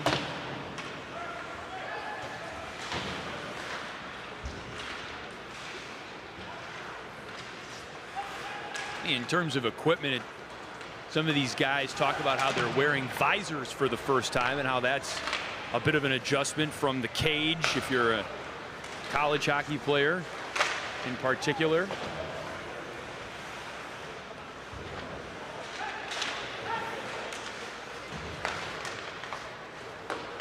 Off the back wall, Minnesota has turned up the intensity here, looking for a goal to avoid a shutout. High in the slot, patted away by Weeks, poked at by Del Mastro, and Crevier with some open ice in front of him. That was off Pilar, the Wild player who was checking out of the game at the time, and the puck right back down into the Hawks' end.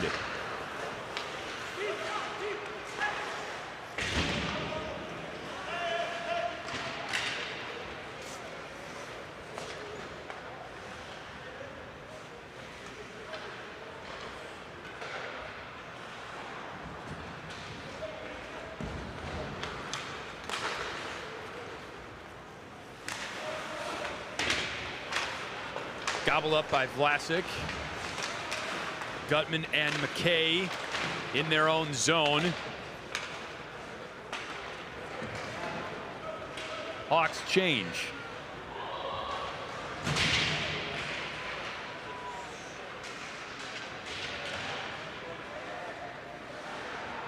Buzdecker in front. And covered up by Milik. Joseph Serpa was the man along the crease. Great pass from Buzdecker. That was right on the tape. It's a good quick play right out of the corner. You know, you get a defenseman on the wrong side of your hip and you gain offensive position out of the corner like Buzdecker just did. He makes the right play there. He fires that thing directly at the net. You know, one of his line mates are down around the net between McKay and Serpa, who was the one who actually got the chance on the net. They were in the middle of a shift there, I think. But just that quick offensive strike and that offensive understanding that you get a defenseman on your weak side, that means you've got lane and you've got eyes to the net. And I think that's something young players will struggle with at this level, Chris, because when you come from junior, you come from college, well, you've got a little bit more time, a little bit more room. So, you know, Buzdecker, who did play in the American Hockey League last year, showing a little bit of that quickness and probably things that he learned and picked up on in the American League last season. And Buzdecker has logged a couple of seasons in the AHL. 2 seasons ago, he was named the unsung hero of the Rockford Ice Hogs team. Now 22. Gavin Hayes into a crowd way up high off the deflection. 14:34 into the third. And we got a little bit of time left here in the third, Colby, but as it stands right now, what are your takeaways? Maybe give me 3 of them if you can from day 2 of the Tom Kurvers Prospect Showcase. You know, Chris, I think it's more, you know, looking at the overall picture of rookie camp and how these games have gone. And what to me stands out is there's more pace this year. I think that there's more pace, there's more skill, and there's more size. And I think those are all things Kyle has talked about, you know, as being important pillars to what his scouting staff is looking for, you know, as they are rebuilding this organization's, you know, depth of prospects, assets, players in the American League, you know, players all throughout the development process. And, you know, you look at all these bigger players that the Blackhawks have brought in and brought around, and they can all skate. You know, these are all guys who can move, they can move well. We're going to get one more penalty against the Blackhawks here. And we'll see the penalty kill one more time. But, you know, you're just seeing the words that Kyle has been speaking. You know, since he really took over even as interim GM, you're starting to see that dribble in. And you're starting to see the way they designed the rookie camp and how there was a focus on playing with pace, playing through the middle. Kyle has signed players that all have a motor. You look at Colin Blackwell, you look at Max Domi, Athanasiou, guys who are going to play in the NHL this year that can skate, right? They all play with motors. Gutman, that's a free agent signing. This is a guy who you would say plays with a high motor, high energy. And when you constantly stick to that theme, when you are building an organization, you know that there is an expectation set. And overall, I've seen that through this first week of rookie camp. And I think that, to me, is my biggest takeaway. Rather than looking at any 1 or 2 individuals, it's more of a theme that I'm seeing really amongst the whole group.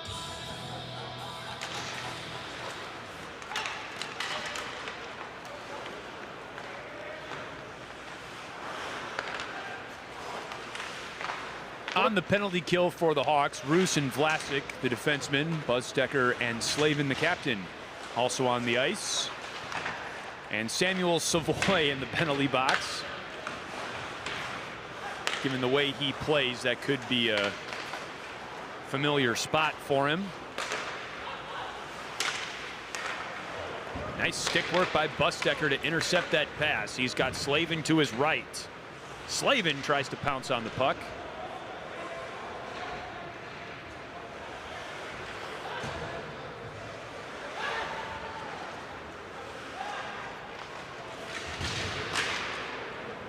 Good clear by McKay. Shorthanded chance for the Hawks. 55 seconds on the penalty kill.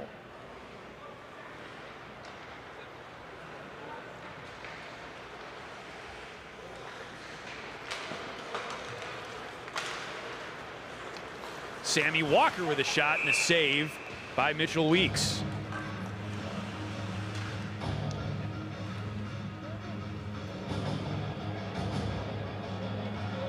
And a stare down.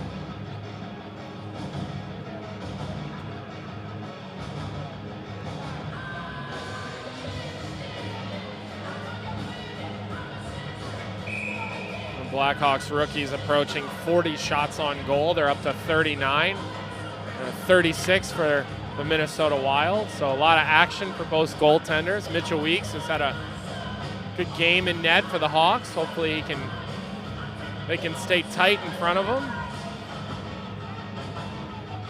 36 saves for Weeks today. Hawks with a 39-36 edge in shots on goal. Draw one by the Hawks, but kept in by the Wild. 33 seconds on the Wild power play.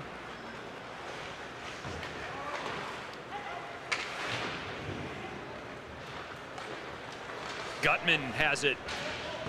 A spinorama off the puck. More or less accidental.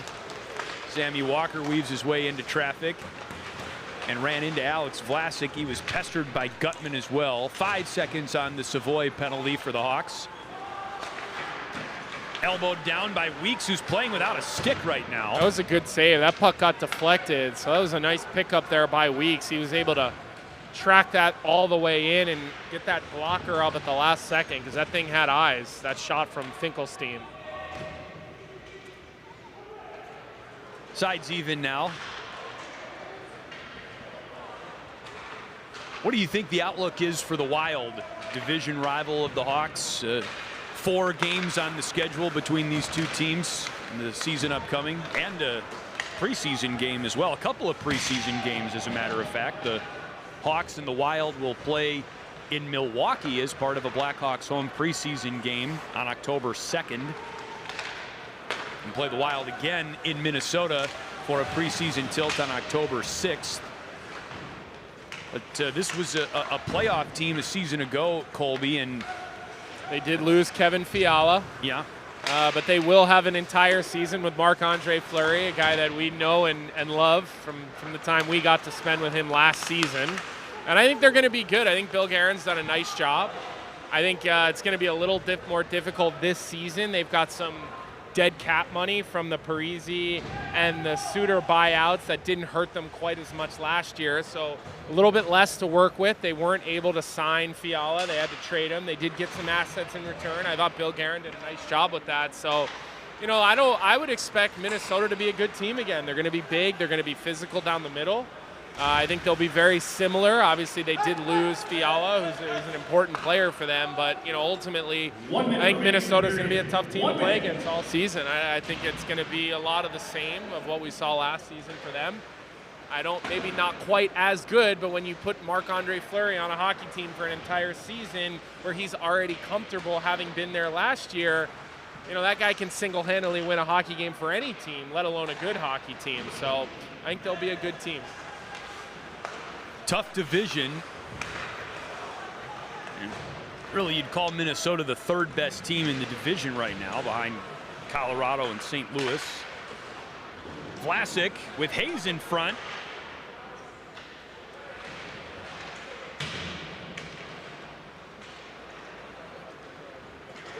"15 seconds left." Here's Savoy, who scored the 5th and possibly final goal of the day for the Hawks. One final shot snapped up by Milik.